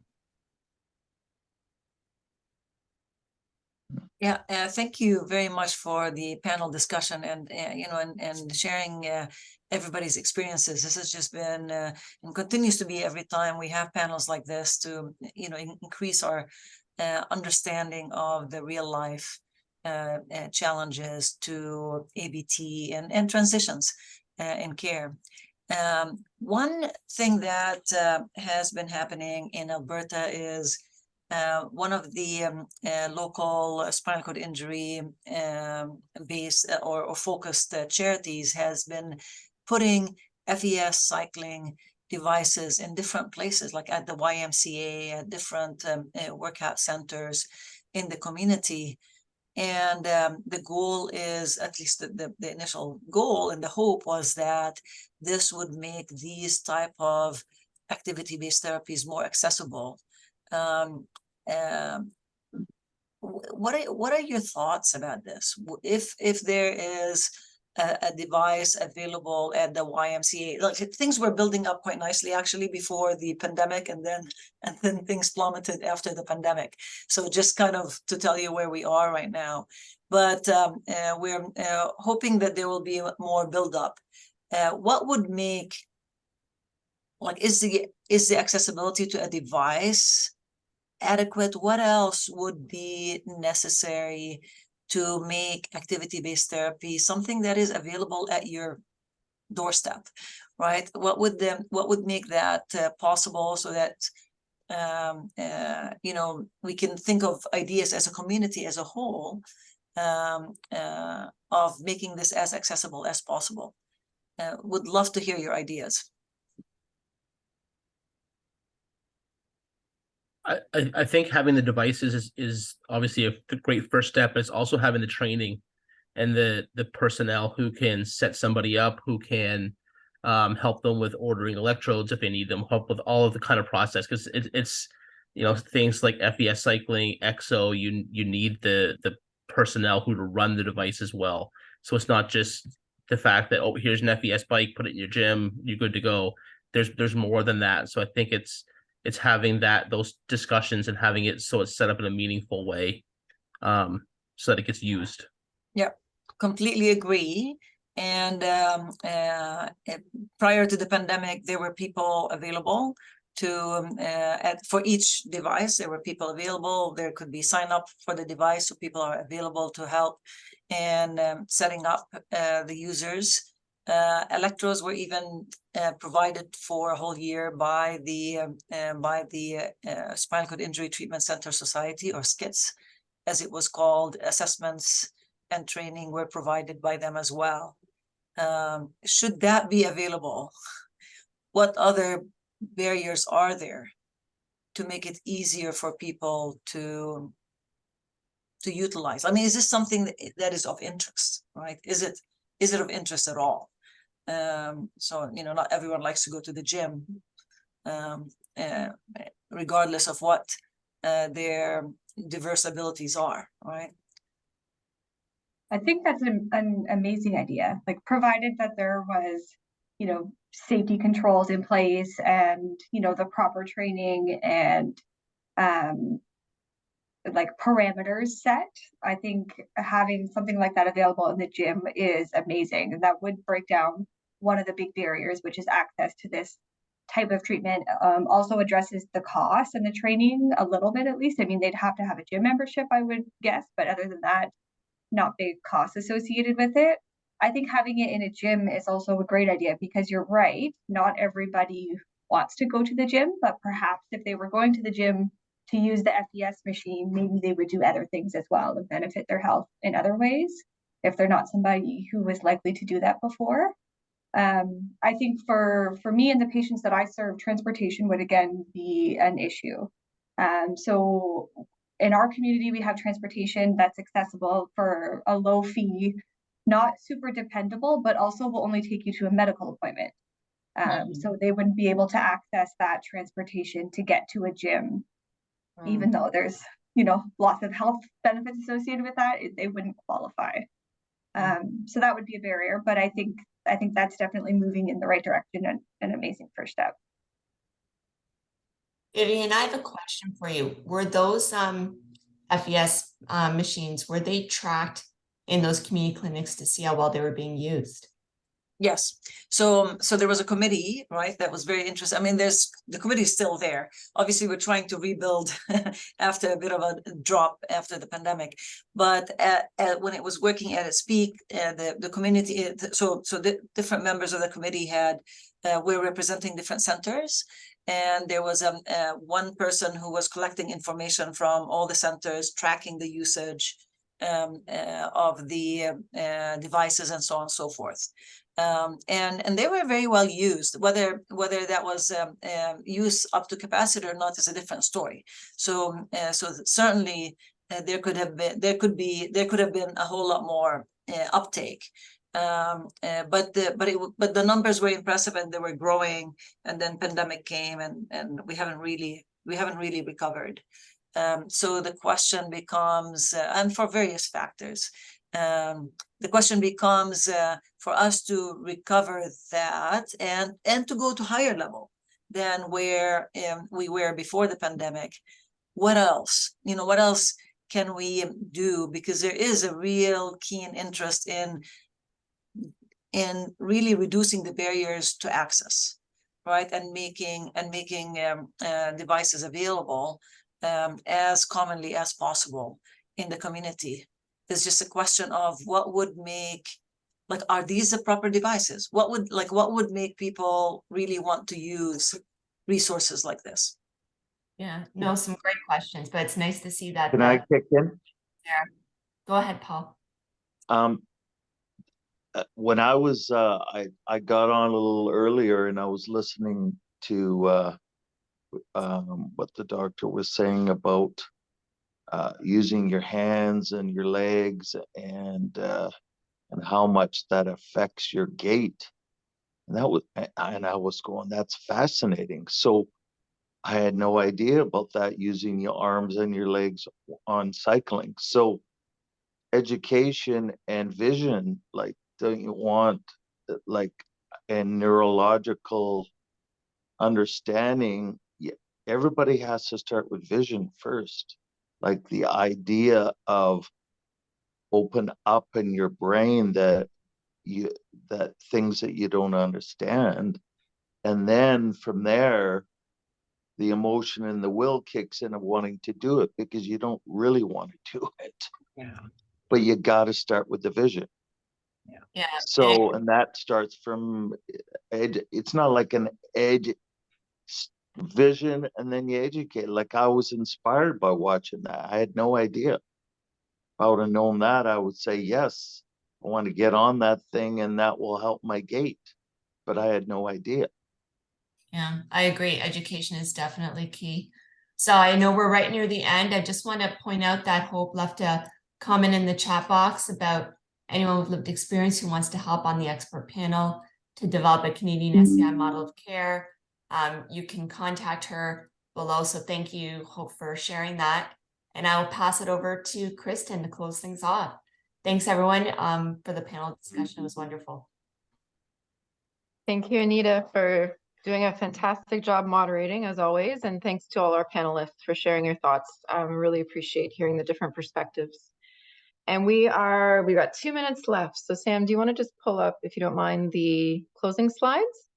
And we will wrap up with, I think, was a really fantastic 3+ hours. So thank you to all our speakers. Thanks to everyone for great questions. And thank you for just participating and being here. I think great talks and really learned a lot. I know Chris and I both wanted to acknowledge Sam. I think if we move forward, I think there may be a slide with her picture. Maybe go forward another one. I'm doing this totally out of order. Thank you. There she is. So just wanted to say huge thank you to Sam, who really did much of the organization work for today. So she's worked really hard to pull today's session together, and we could not have done it without her. So Sam, thank you so much. And then the other Chris W., did you want to end off with this comment? Yeah, that sounds good. So we just wanted, for anybody who's not a part of the community of practice at present, we wanted to make sure everybody was aware of how they could join if you're interested. So this is the web link. We'll put it, Sam has put it in the comments in the chat box as well, so it's a little bit easier to access. And if you have any questions or comments about the community of practice or anything from the expo, please don't hesitate to reach out to us as well. And we'll put the email in the chat box as well. And just thank you all for taking the time to join today. And I do need to put a plug in for our National Spinal Cord Injury Meeting, which is happening in a month. So I just put a link to the program for that meeting, which is happening in Toronto. Please check it out. If you have any questions, you can reach out to myself. Happy to answer those questions. So thank you, everybody. Enjoy the rest of your day. And thanks for making this morning a success. Take care.